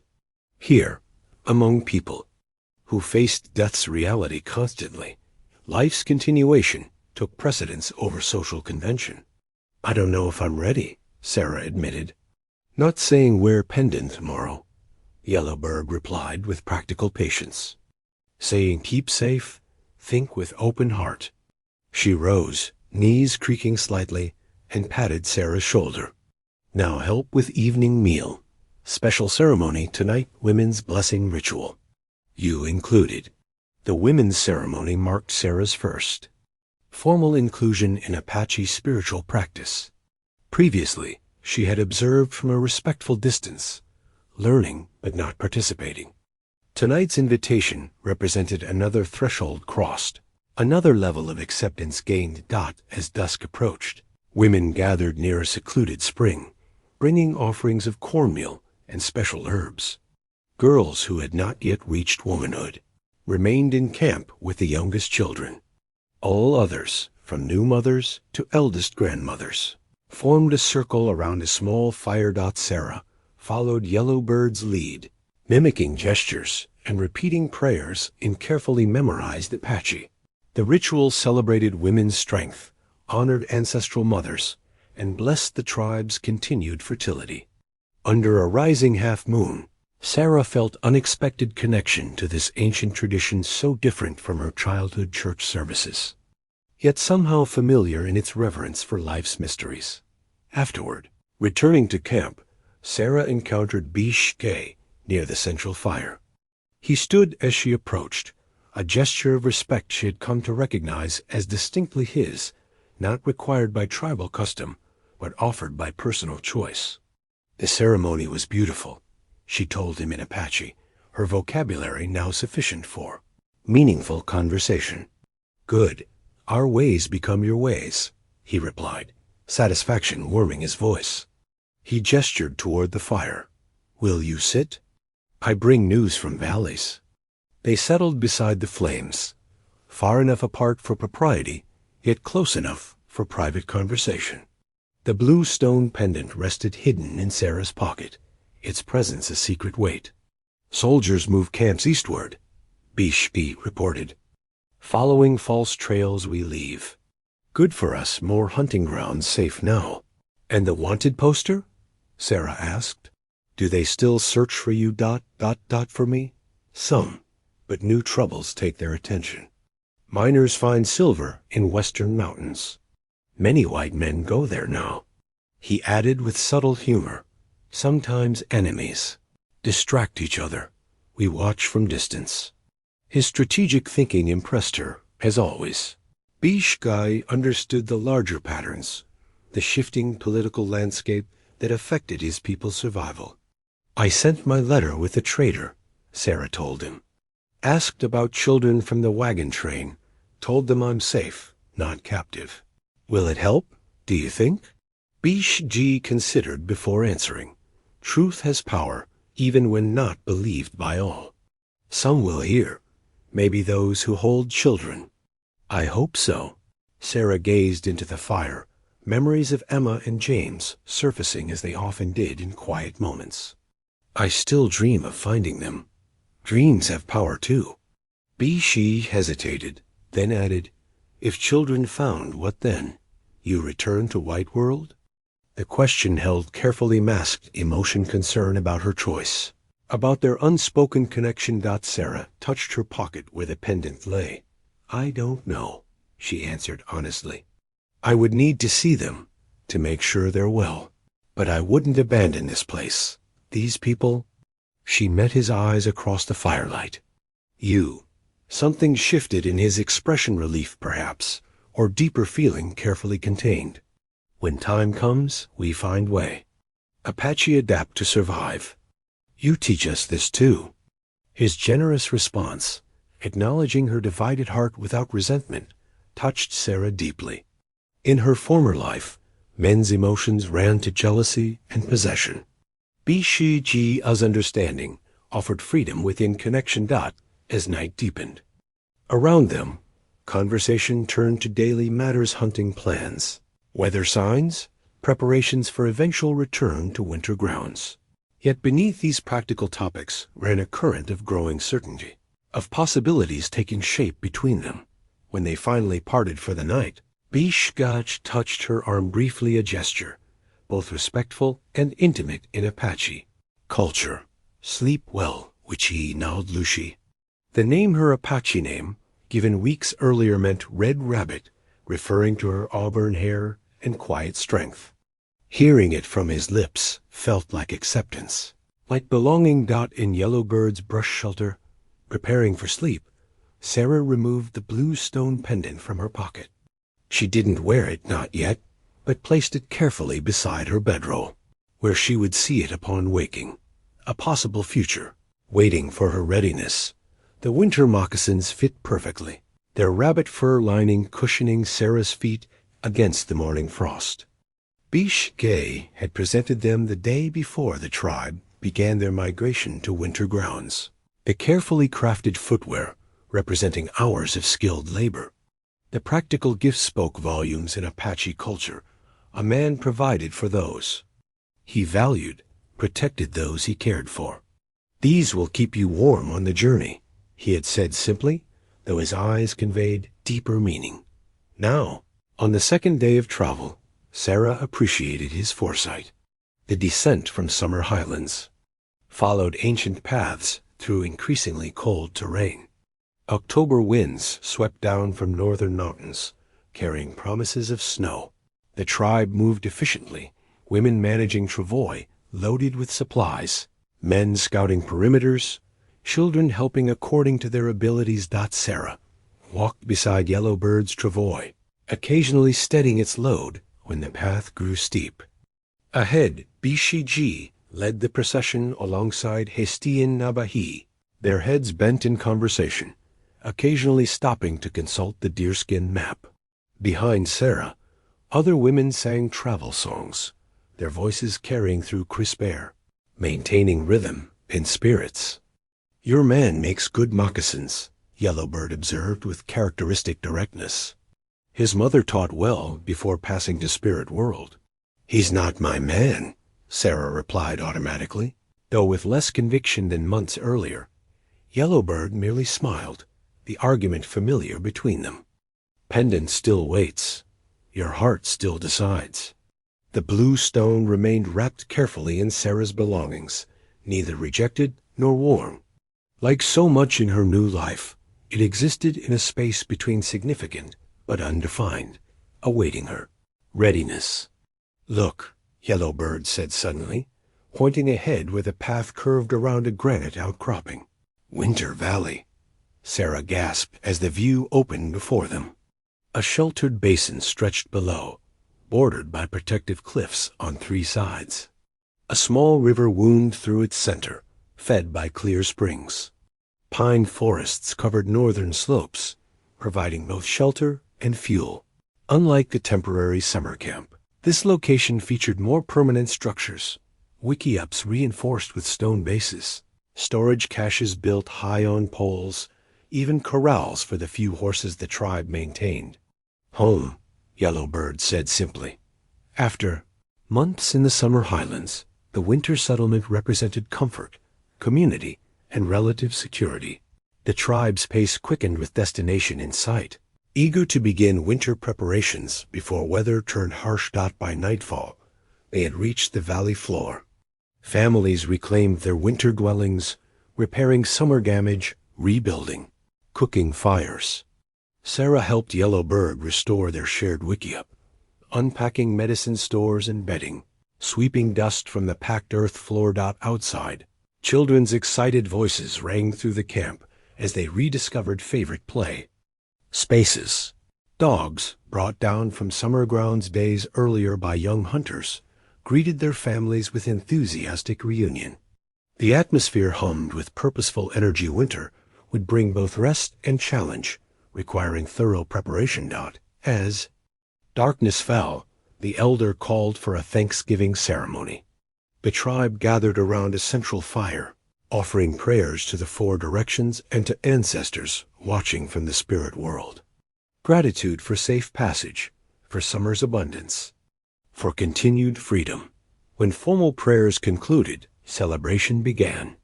Drums emerged, accompanied by flutes and rattles. Dancers moved around the fire first, men performing hunting stories, then women with harvest movements.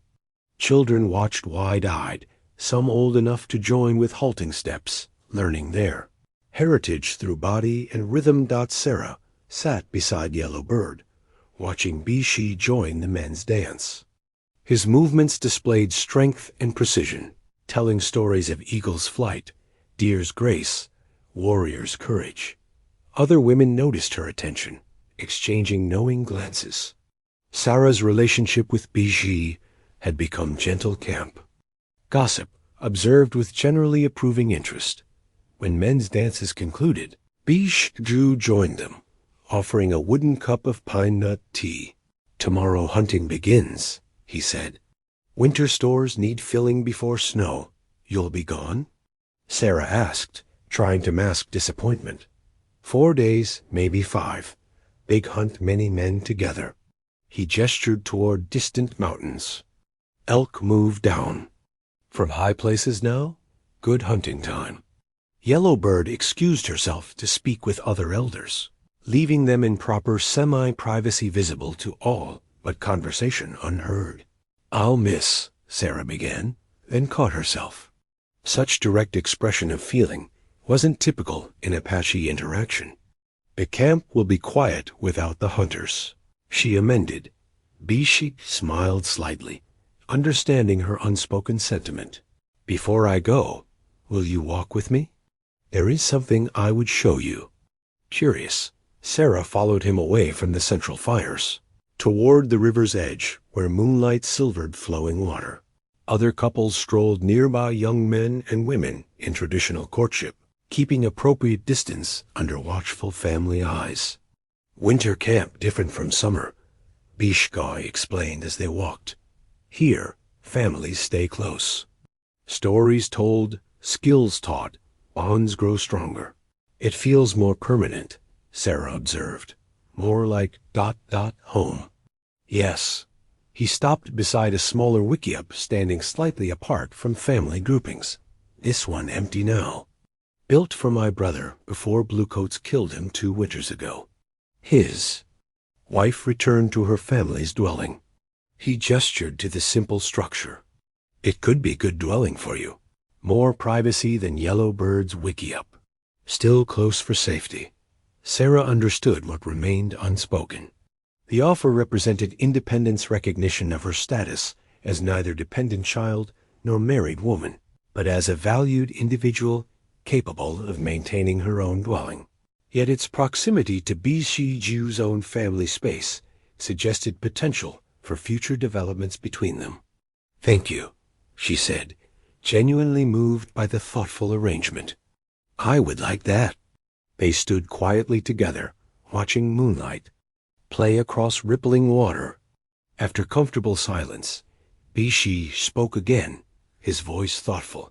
"When I found you in Canyon, I followed Eagle's guidance. Did not know why spirits led me there." He glanced at her profile, silver in moonlight. "Now I understand."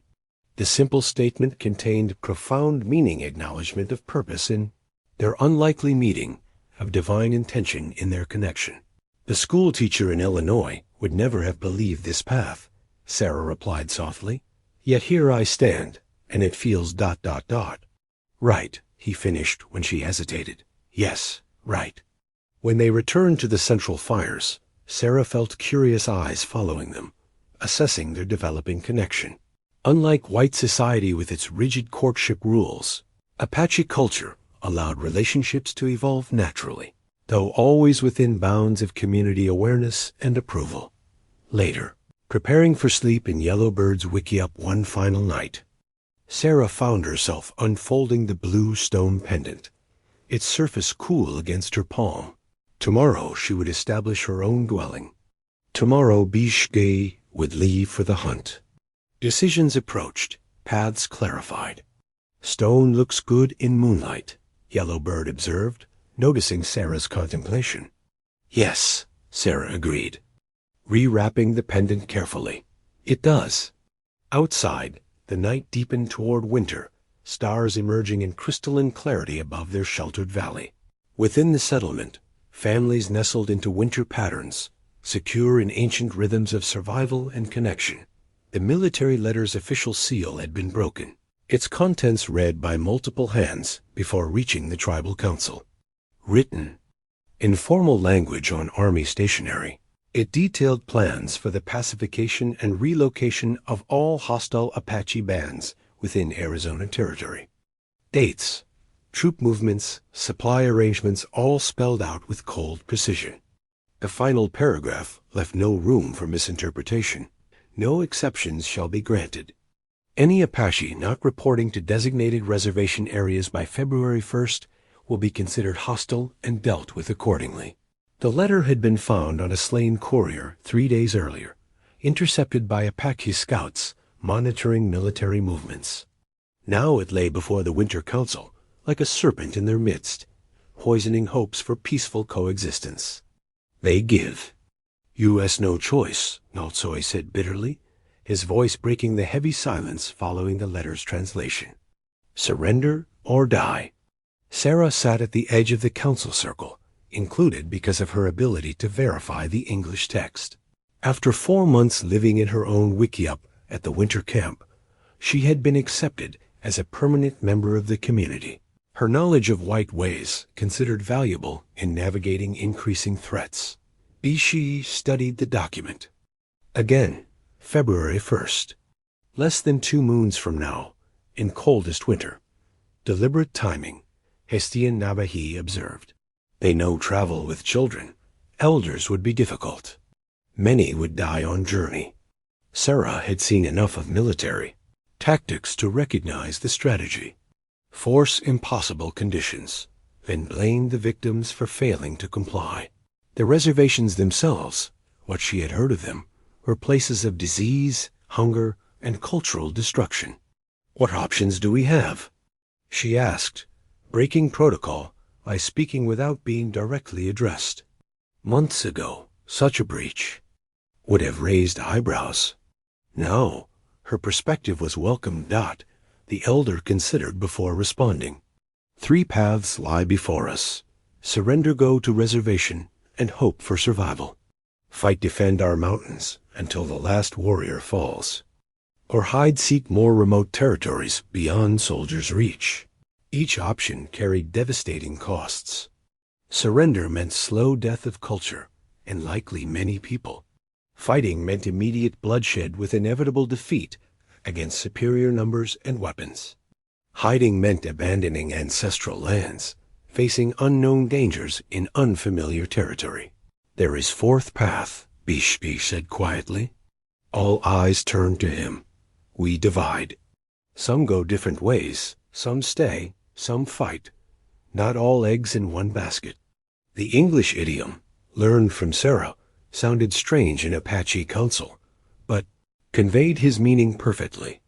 Strategic division rather than unified vulnerability. Naltsoy leaned forward, suddenly interested. Explain. Elders, some women and children could go to reservation temporarily stay alive. Watch, perhaps leave when guard grows weak. Strongest warriors could fight delaying actions, draw soldiers away from others.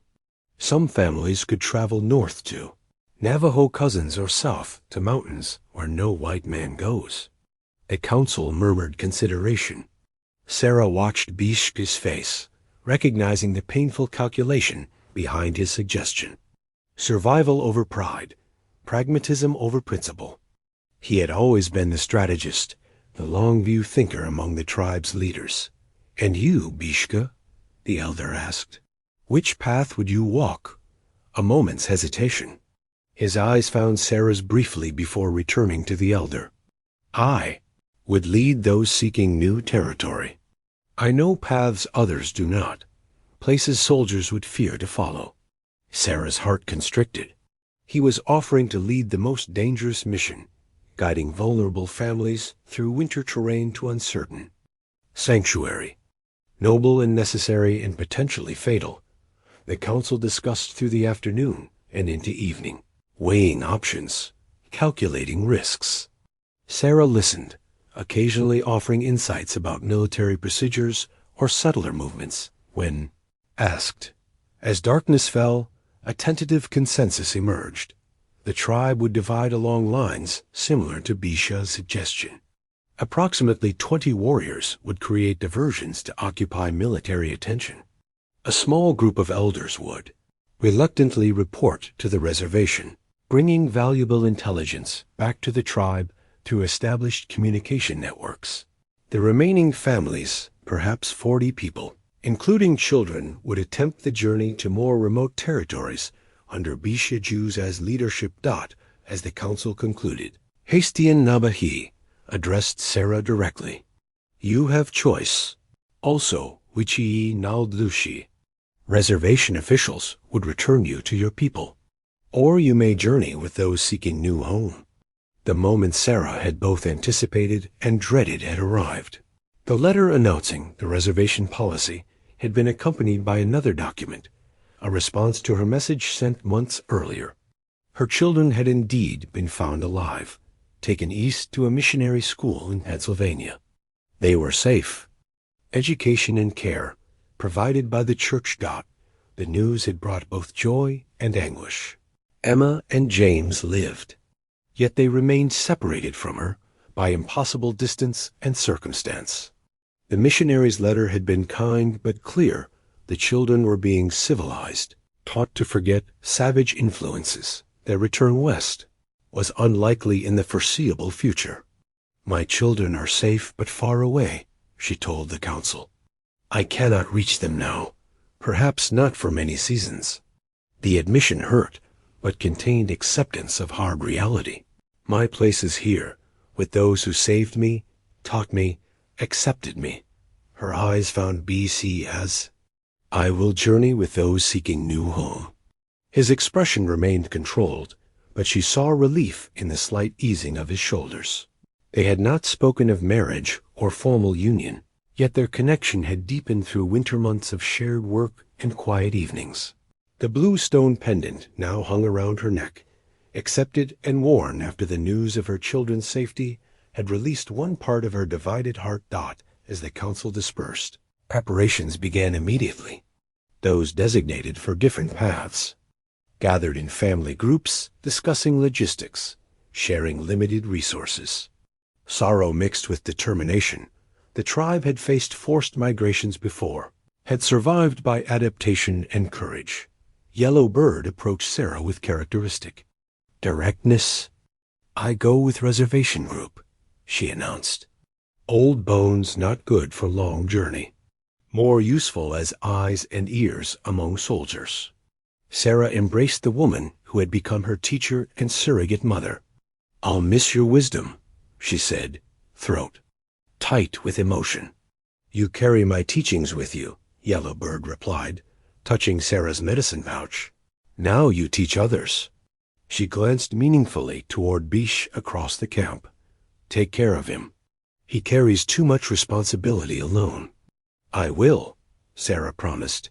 Later, as she packed essential supplies in her wickiup, Bééshĩ peered in the doorway. "May I enter?" "Of course." Sarah set aside the bundle of dried herbs she was wrapping. He settled cross-legged on the earth floor, his face solemn in the firelight. Journey will be difficult, dangerous. I know. You could still choose reservation. From there, perhaps eventually return to White World. Find way to your children. Sarah shook her head. Emma and James are safe. The missionary school will give. Then education, opportunity. She swallowed hard against the pain of practical truth. They've been without me for nearly a year. Their lives continue as mine has. Perhaps someday we'll reunite, but I won't abandon this life. These people ... double quotes. She met his gaze directly. You. Sarah's cross necklace caught the morning light as she fastened it around her neck, the simple silver pendant emerging from hiding. After months tucked away in her possessions, the small Christian symbol had once represented everything familiar, her upbringing, her faith, her place in settler society. Now it served a different purpose, becoming part of a prayer ritual that blended her past and present as they prepared for their dangerous journey. Protection for all paths, she murmured, holding the cross briefly before letting it rest alongside Yellow Bird's blue stone pendant. The two symbols lay together against her skin, no longer contradictory but complementary, representing the dual heritage she now embodied. Dawn broke crisp and clear over the winter camp, illuminating the somber activity of departure. The tribe's division would happen today, each group setting out on their designated routes before soldiers could discover their plan. Families said difficult goodbyes, knowing many would never reunite in this life. Sarah stood outside her dismantled wickiup, essential possessions packed into a parfleche bag and small travois she would pull herself. Her medicine stores, expanded considerably under Yellowbird's tutelage, had been distributed among all three groups, ensuring each had necessary remedies for the journey ahead. You are ready? Bééshį approached, leading his pinto, horse loaded with communal supplies. As ready as possible, Sarah replied. Beyond physical preparation lay emotional readiness, harder to quantify. The journey ahead would test not just survival skills, but resolve, courage, and hope. 20 families had chosen to follow Bééshį's northern path, seeking the hidden valley he believed would offer sanctuary. Mostly women with children and a few elderly, protected by 7 capable warriors, including Bééshĩ himself. The strongest fighters had joined Naltsoy's diversionary force, while the eldest and most vulnerable prepared reluctantly for the reservation. I have something to show you, Bééshĩ said, gesturing for Sarah to follow. They walked to a small rise overlooking the camp, where morning shadows still lingered. From his medicine pouch, he withdrew a folded deerskin map, not the tribal one she had seen before, but something different, more personal. My father made this, he explained, spreading it carefully on a flat stone. Shows places known only to our family line. Secret valleys, hidden springs. His finger traced routes marked with symbols she'd learned to recognize: water, shelter, danger. This one. He indicated a small valley represented by curved lines. Here we go. 2 weeks' journey north. High canyon walls protect from winter. Storms. Stream never freezes. Good hunting. Sarah studied the map with appropriate reverence. Family knowledge passed through generations, represented both practical survival information and sacred trust. It's beautiful, she said, noting the artistry alongside the utility. Will it be large enough for all of us? Yes, small cavalry post. Was there many years ago, abandoned when soldiers found winter too harsh. Buildings remain good shelter until we build our own. The irony didn't escape her, seeking refuge in structures abandoned by the very military, now driving them from their homes. Adaptation had always been key to Apache survival. As they returned to the main camp, Yellowbird approached, dressed for travel to the reservation. The older woman carried a small bundle wrapped in trade cloth. For journey, she said, pressing it into Sarah's hands. Special medicine. Use when spirit needs strength more than body. Sarah embraced her mentor. fighting tears. Thank you for everything, Yellowbird, for teaching me, for welcoming me. You were meant to come to us, the older woman replied simply. Eagle showed Bééshį for reason. She glanced between them meaningfully. You walk good path together now. As Yellowbird moved away to join the reservation group, Bééshì watched Sarah with thoughtful eyes. She sees clearly, that one. Yes, Sarah agreed, clearer than most. They rejoined the northern group, now gathered for final prayers before departure. Hestian Nabahi, who would lead the reservation contingent, offered blessings in all four directions, calling on ancestral protection for each divided path. Sarah bowed her head, adding her own silent prayer, fingers touching both cross and blue stone dot. When prayers concluded, Bééshì addressed their group.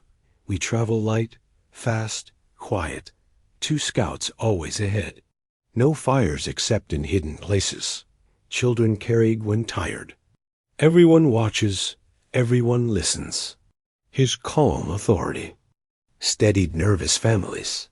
First day hardest, leaving home always difficult. Hearts grow stronger with each step forward. Sarah recognized the wisdom in his words. Nostalgia weakened resolve. Action strengthened it. Better to face forward than look back. The tribe separated with minimal ceremony. Prolonged goodbyes would only deepen pain. The warriors led by knelt departed first, heading south where they would create diversions to occupy military attention. The reservation group followed, Yellowbird glancing back once to meet Sarah's eyes in silent farewell. Finally, Bééshì gave the signal for their northern party to move out. They traveled in single file, following game trails that wouldn't show obvious tracks. Children walked quietly, understanding the need for silence without being told. Women carried infants in cradle boards, occasionally passing them to others. When arms tired, the warriors moved continuously between front and rear, ensuring no stragglers fell behind. Sarah positioned herself in the middle, helping where needed, adjusting a child's moccasins, sharing water, translating Bééshì's instructions when his limited English failed him. Her role had evolved naturally into that of bridge between leaders and followers, her dual cultural understanding proving invaluable. By midday, they had left familiar territory, ascending through pine forests toward higher elevations. The winter air grew sharper, breath visible in small clouds. Behind them, the valley that had sheltered the tribe disappeared from view, becoming memory. During a brief rest, Sarah found herself sitting beside Nijoni and her mother, Nilu. The little girl who had first befriended Sarah months ago now snuggled against her side, seeking comfort in the upheaval. Will new place have pretty stones like Old Creek? Nijoni asked, her child's mind focused on simple concerns. I think it might, Sarah answered, smoothing the girl's dark hair. And new kinds we haven't seen before. Will you still teach me English words? Of course, and you'll teach me more Apache words. Nilu watched their interaction with approval. She sees you as elder sister now, she told Sarah quietly. Good for child to have many who care. The simple observation warmed Sarah deeply. She had lost her own children to distance and circumstance, yet here was a child who needed her, a community that valued her. Not replacement, but extension family redefined by necessity and affection. As they prepared to continue their journey, Bééshì approached, his expression betraying rare concern. Scout returns, he said quietly to Sarah. Cavalry spotted to east, moving fast. We must change path, travel through rougher country. The children, the elders, Sarah said immediately. Can they manage harder terrain? No choice now. We help each other. He touched her arm briefly, the gesture conveying partnership. You? Tell women. I speak with warriors. The broken compass had once belonged to Thomas, Sarah's husband. Found at the bottom of her parfleche bag during their 6th day of travel. Its needle swung erratically, no longer pointing true north. Sarah held the tarnished brass instrument in her palm, seeing in its dysfunction a metaphor for her transformed life. Old certainties had failed. New ways of navigating had become essential. "What is this thing?" asked Hosh, one of the younger warriors, as they huddled in the shelter of a rocky overhang. Outside, the season's first heavy snow fell in thick curtains, forcing an unplanned halt to their journey. "Compass," Sarah explained, showing how the needle moved. "White man's tool for finding direction." "But it not work," Hosh observed, watching the needle's random movements. "No," Sarah agreed, returning it to her bag. "Not anymore." Bééshį Jew, approaching with an armload of juniper branches for their small hidden fire, caught the exchange. "Apache have better way," he said, gesturing to the sky now hidden by storm clouds. "Stars, sun, mountains tell direction. No need for broken white man tools." 7 days into their journey north, the group had made good progress despite the detour to avoid cavalry patrols. They followed Bééshį's family map through high country rarely traveled by outsiders, moving primarily at night when military scouts were less likely to spot them. Each dawn, they found sheltered locations to rest, caves, dense forest groves, rock formations providing natural concealment. Today's snowstorm had caught them between planned stopping points.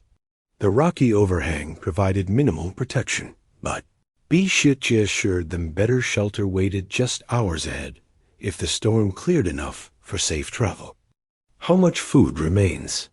he asked, settling beside Sarah near the small fire. Their voices remained low, preventing the concern from spreading to others huddled in family groups throughout the shelter. 2 days at current rations, Sarah replied, having helped distribute that morning's meager breakfast. "The children need more, though. They weaken faster." Bééshĩ nodded agreement. "Storm brings blessing with hardship. Will cover our tracks, but also makes hunting difficult." Dwindling supplies presented their most immediate challenge. They had departed with food for 10 days, expecting to supplement with hunting along the way. A forced detour had taken them through less game-rich territory, and now weather complicated matters further. "We could stretch it to 3 days if adults take less," Sarah suggested. "Already too little," Bééshĩ countered. "Warriors need strength to protect, to hunt when chance comes." He gazed into the small flames. "I will go out when storm. Lessons, tracks fresh in new snow. Might find deer, elk seeking shelter like us." Sarah wanted to object to him hunting alone in dangerous conditions, but knew better. Survival necessitated risk.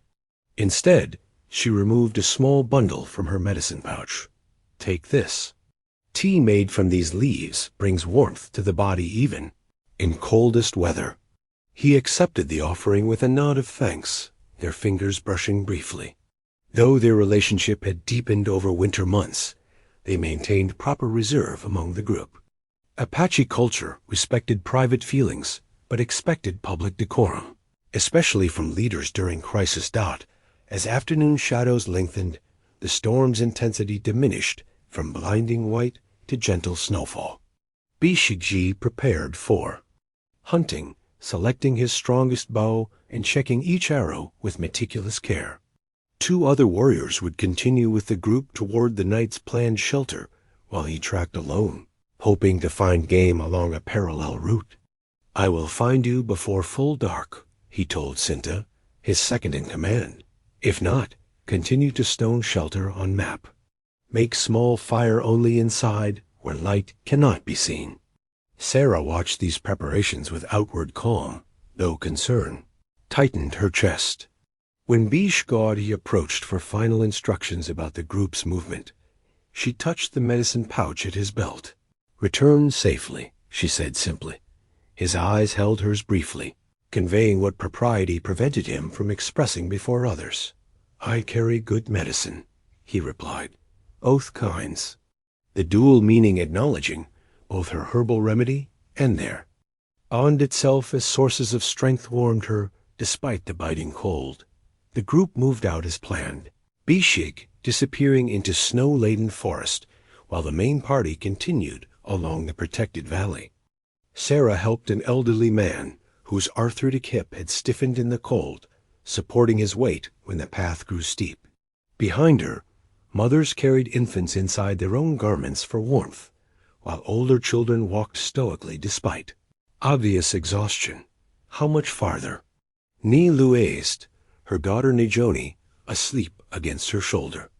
Bééshĩ said the stone shelter lies just beyond the next ridge, Sarah replied, hoping his estimate remained accurate despite poor visibility in the falling snow. Concern rippled through her when, upon cresting the ridge, no shelter appeared. In the valley below, only unbroken forest stretching toward distant mountains. Had they taken a wrong turn? Misunderstood the map's symbols? Cinta studied the terrain with narrowed eyes, then conferred with another warrior in low tones. Path covered by snow, he concluded. Shelter must be there, but hidden.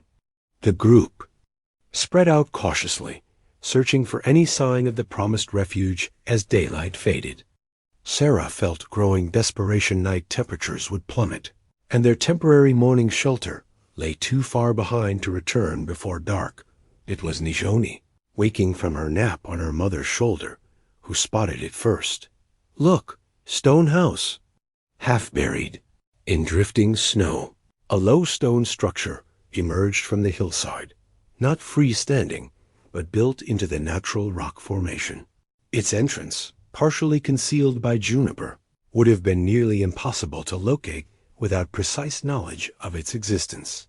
Inside, they found a space large enough for their entire group, with a smoke hole cleverly designed to disperse fire's telltale signs. Ancient handprints decorated one wall, evidence of ancestors who had used this refuge perhaps for centuries. The children touched these silhouettes with reverence, connecting across generations. Bééshį's family kept good secrets, Cinta observed as they settled inside, relief evident in his voice. Sarah helped organize the space, placing families with small children nearest the small fire they dared to build. As full darkness descended outside, worry for Bééshĩ grew. Snow continued falling, temperatures dropped, and still he had not arrived.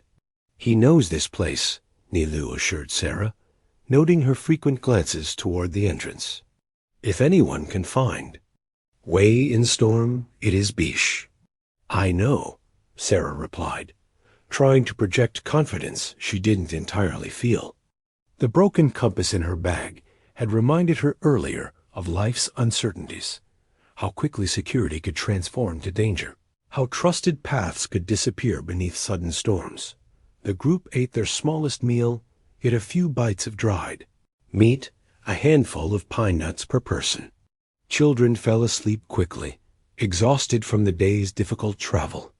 Adults spoke in hushed tones, planning next day's route, calculating remaining supplies, balancing dwindling resources against the journey still ahead. As most settled for sleep, Sarah remained near the entrance, wrapped in her warmest blanket. The small fire burned low, conserving precious fuel.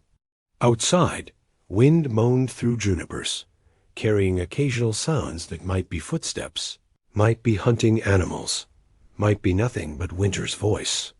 He will come, Cinta said, joining her vigil briefly before seeking his own rest. Sarah nodded, fingers finding the cross and stone pendants at her neck. Different faiths, different prayers, same hope. The eagle feather bundle rested in Sarah's hands, passed to her by Tanito, the eldest of their traveling group. The ancient man's breathing had grown labored during the night, his fever rising despite Sarah's herbal remedies. Now, as pale dawn light filtered through the stone shelter's entrance, he beckoned Sarah and Bééshĩ close to his bedside.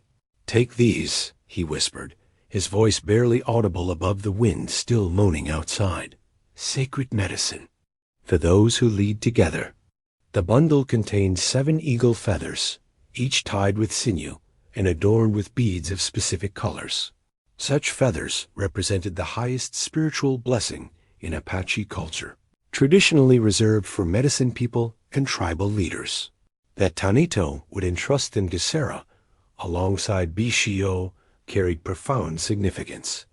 Bééshĩ had returned just before midnight, half frozen, but triumphant.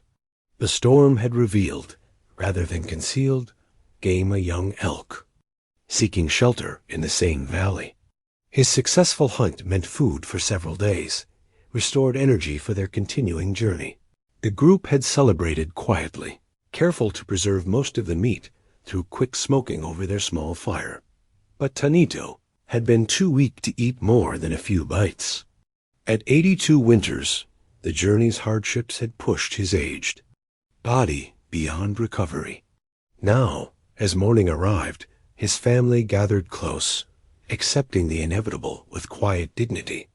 "I see good path ahead," Tanito continued, his rheumy eyes focusing somewhere beyond the stone walls. "New valley. Children. Laughing ... many seasons of peace." His gaze shifted to Sarah and Bééshĩ. "You lead them there ... together." Sarah felt the weight of responsibility in his words, in the eagle feathers now in her possession. Though never formally declared, her partnership with Bééshĩ had evolved into co-leadership during their journey. Her knowledge of white ways complemented his wilderness skills.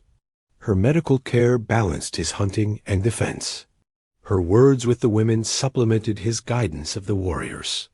"We will honor your vision," Bééshĩ promised, his hand briefly covering Tanito's. The old man smiled faintly. "I go to ancestors, tell them good stories of Witchy Naudlushi, the white woman who became Apache." Sarah's throat tightened with emotion. "Travel well, grandfather," she said, using the respectful term for tribal elders. As morning advanced, Tanito's breathing slowed, then stopped altogether. His passing came peacefully, surrounded by family who sang traditional journey songs to guide his spirit. The entire group participated in the abbreviated death ceremonies, creating a small stone cairn in a protected alcove near the shelter, offering prayers to the four directions, sharing memories of wisdom he had imparted. They could not remain long for extended mourning. The journey's urgency pressed them onward, especially with military patrols still searching the territory. By midday, they had resumed their northward trek, carrying Tanito's memory alongside their physical burdens. Bééshĩ and Sarah walked together at the column center, their conversation quiet beneath the crunch of snow underfoot. "His blessing was great honor," Bééshĩ said, nodding toward the eagle feather bundle now secured inside Sarah's medicine pouch. "For you, certainly," she replied, "but for me, ... I'm still learning your ways." He saw clearly. Before others, before even we did. Bééshĩ studied the trail ahead, his profile strong against the winter landscape. "Eagle feathers recognize spirit, not blood. You have earned your place among us." The affirmation warmed Sarah deeply. 10 months earlier, she had been a schoolteacher's widow, desperately searching for lost children. Now she walked as honored member of an Apache band, trusted with their welfare, blessed by their elders. "The valley Tanito mentioned," she said. "Is it the same one on your family map?" "I believe so. 4 days more, if weather holds." Bééshĩ glanced at the sky, assessing cloud patterns. Storm past, clear travel ahead. Their pace improved as the day progressed.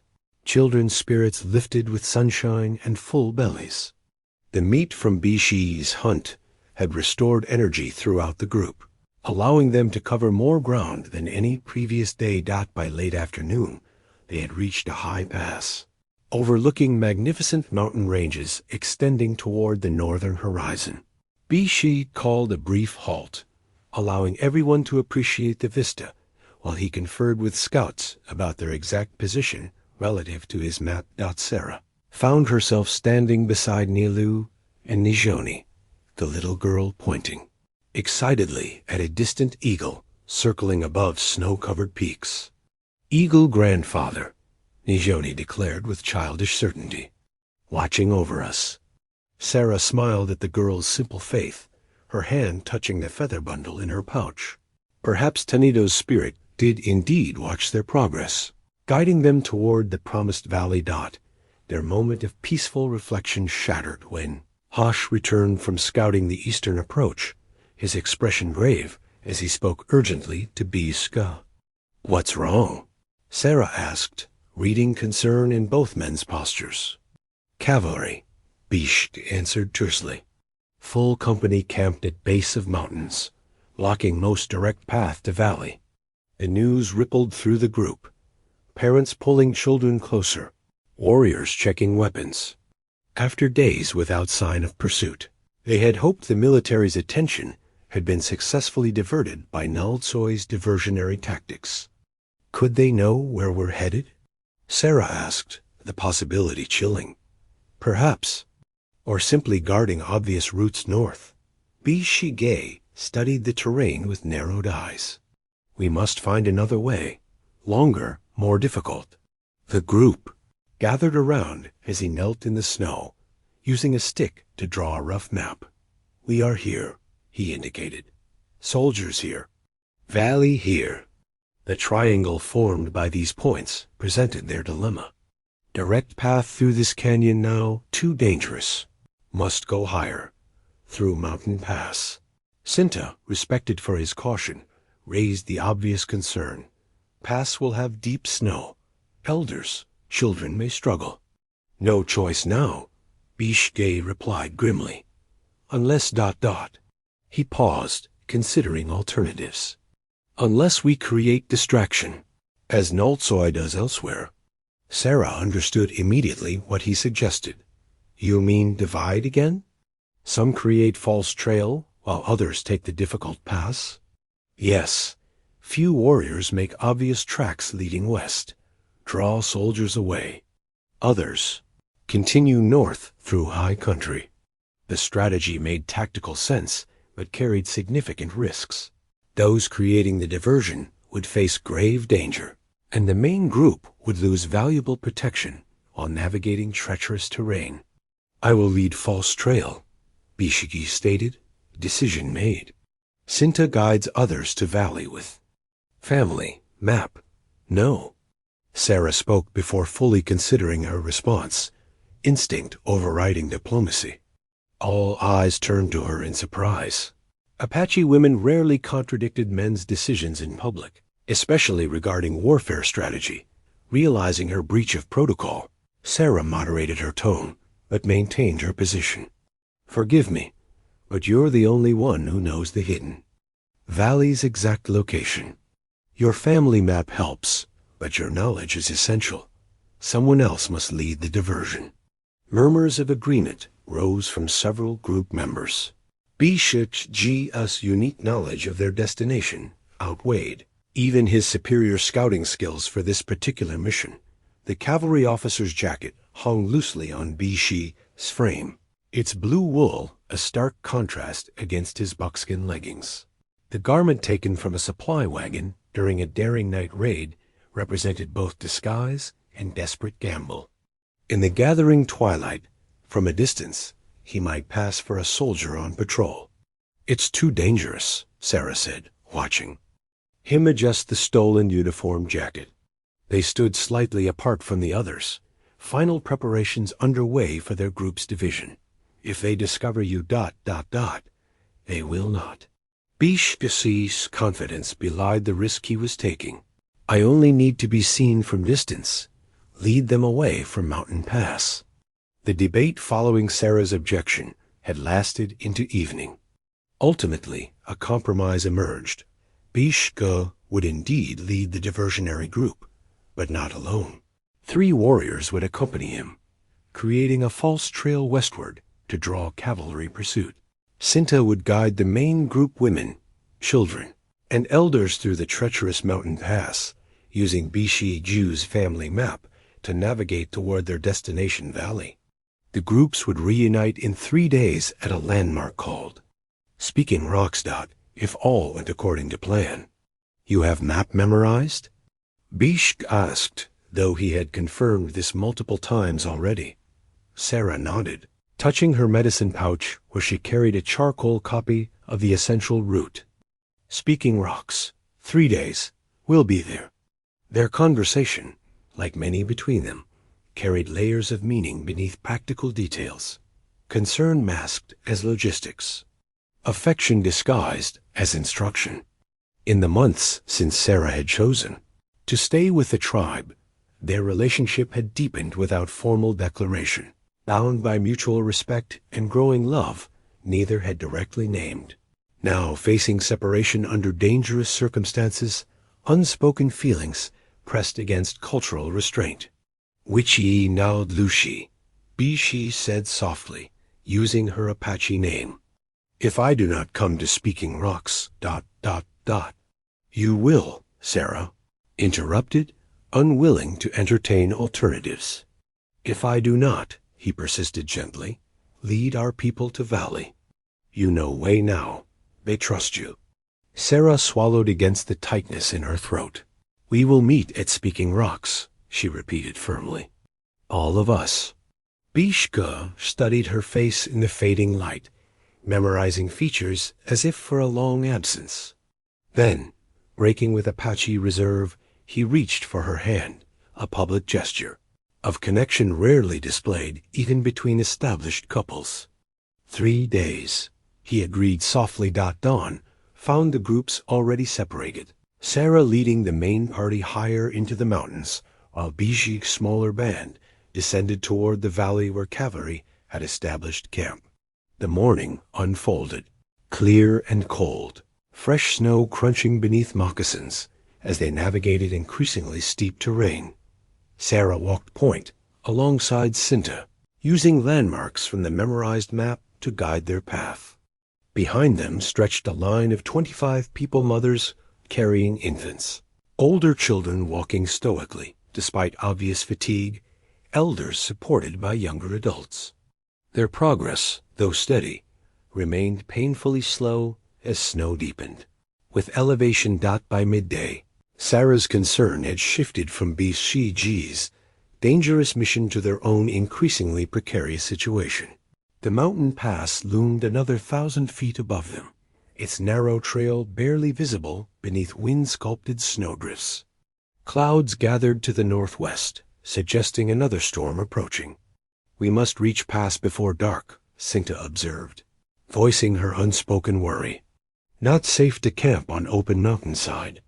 We'll make it, Sarah replied with more confidence than she felt.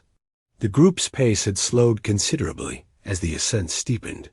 Some children now rode on travois, originally intended for supplies, adding burden to already struggling adults. Sarah doubled back along their line, encouraging tired travelers, helping where needed. She carried little Nijoni for a stretch, giving Nilu brief respite. She supported an elderly woman across a particularly difficult section. She distributed the special tea made from yellow bird's herbs, providing temporary energy and warmth. As afternoon waned, they finally crested the pass, a narrow saddle between towering peaks. The view beyond revealed miles of descending forest, leading toward distant valleys. Somewhere ahead lay their destination, though still days away. We make camp here tonight, Cinta announced, indicating a protected hollow just below the pass's apex. Good shelter from wind. The group settled gratefully, exhaustion evident in every face. Children fell asleep almost immediately after their meager meal. Adults spoke little, conserving energy for the journey ahead. Sarah checked for frostbite and snow blindness among the most vulnerable, applying salves from her dwindling medicine stores. Her responsibilities complete, she climbed back to the pass's highest point, searching the terrain they had left behind. Far below, perhaps 10 miles distant, she could just discern movement along the valley floor, tiny figures on horseback moving at speed. The cavalry, following some trail, Following Bééshį's false trail, she prayed silently. Morning brought fresh challenges. A child 6-year-old Toma was discovered missing from their camp. His mother's frantic explanation suggested he had wandered off during a brief toilet break, perhaps disoriented by exhaustion and unfamiliar surroundings. He cannot have gone far, Sarah assured the distraught woman, though privately she feared the worst. A child alone in these temperatures, in this terrain, faced almost impossible odds. Sinta organized an immediate search, dividing their small band of warriors to cover all possible directions, while the main group remained in camp. Sarah joined the search party heading downslope, the direction a tired child might instinctively choose. They found small tracks within the hour-tiny moccasin prints, partially filled with fresh snow, leading steadily downward. The child had covered surprising distance, driven perhaps by confusion or fear. Sarah and 2 warriors followed the trail through increasingly dense pine forest. "Toma," she called periodically, voice carrying in the crystal air. "Toma, answer." Only mountain silence replied. The tracks led them into a small clearing beside a frozen stream. Here the trail vanished, obscured by multiple overlapping footprints, adult-sized military boots. Sarah's heart froze. The cavalry had found the boy before them, approaching cautiously, the Apache warriors flanking her with weapons ready. Sarah discerned a small encampment some 100 yards ahead. Smoke rose from a recently built fire. 2 horses stood ground-hitched nearby. And there, seated on a log beside the flames, wrapped in a soldier's coat, sat little Toma. With him 2 blue-coated cavalrymen. Sarah motioned the warriors to remain hidden, her mind racing through options. The soldiers had found a lost Apache child. Standard procedure would dictate taking him to the nearest fort, using him as bait or bargaining chip to force his people's surrender. Toma's knowledge of their group's location put everyone at risk. Yet frontal attack against armed soldiers would likely result in the child's death alongside their own. Stealth approach seemed equally dangerous, with the clearing offering little cover. As Sarah debated, one soldier rose, scanning the forest edge as if sensing observation. His hand moved to his holstered revolver. The other soldier spoke to Toma, pointing at the surrounding woods, clearly asking questions. Sarah made her decision in that moment, perhaps foolish, perhaps inspired. She handed her weapons to the stunned warriors, straightened her dress as best she could, and before they could stop her, walked deliberately into the clearing. The joint medicine bundle rested on a flat stone between them, containing remedies gathered from both their traditions, Sarah's knowledge of settler herbs alongside Bééshĩ, Apache healing plants. Created during his recovery, it symbolized their united future and the blending of their worlds. Now, as evening painted the hidden valley in gold and purple shadows, they unwrapped it together, selecting herbs for a celebratory tea. 5 years ago today, Bééshĩ said softly, "I found you in the canyon." Sarah smiled, the memory no longer painful, but precious, the beginning of an unexpected journey. "You saved my life then. I saved yours at Speaking Rocks." "Equal now," he agreed, his English much improved through years of daily practice. "Balance good between us." The soldiers in the clearing had been startled by Sarah's sudden appearance, a white woman emerging from the forest, speaking perfect English despite her Apache dress. Her story, hastily constructed but delivered with conviction, had worked, better than she dared hope. "Thank God you found him," she had exclaimed, rushing to embrace Toma. "We've been searching for hours." The soldier's confusion had given her crucial moments to establish her narrative. She was Sarah Miller, survivor of a wagon train massacre, rescued and adopted by peaceful Apache after soldiers failed to find her. The boy was under her protection, part of a group traveling north to establish a new settlement away from reservation boundaries. "Ma'am, you need to come with us," the older soldier had insisted. "Fort Gibson's just 2 days' ride. You'll be safe there. Return to your own kind." "I am with my own kind," Sarah had replied firmly. "These people saved me when no one else could. They've harmed no settlers. They only wish to live free, as they have for generations." The soldiers had been skeptical, but uncertain how to proceed. Their orders covered hostile Apache, not white women who had gone native by choice. Their indecision had given Bééshĩ and his warriors time to circle behind them. The confrontation could have ended in bloodshed. Instead, an unexpected arrival had changed everything. A lieutenant on horseback, entering the clearing just as tensions peaked. "Mrs. Miller?" he had asked incredulously. "Sarah Miller from the Davis wagon train?" The young officer, Lieutenant James Cooper, had been part of the original search party after the massacre. More importantly, he had personally escorted Emma and James to the missionary school in Pennsylvania, had witnessed their grief and resilience firsthand. "Your children speak of you often, Mom," he had told her. "They never believed you were dead." That momentous revelation had shifted the encounter's dynamic entirely. Letters had been exchanged in subsequent months, tentative reunion plans discussed. Emma and James, now 12 and 8, lived with a kind missionary family, received education, remained together. They were thriving despite their trauma, their futures promising. Sarah's decision to remain with the Apache had been difficult for outsiders to understand. Yet Lieutenant Cooper had shown unexpected respect for her choice. Through his influence, an unofficial agreement had been reached.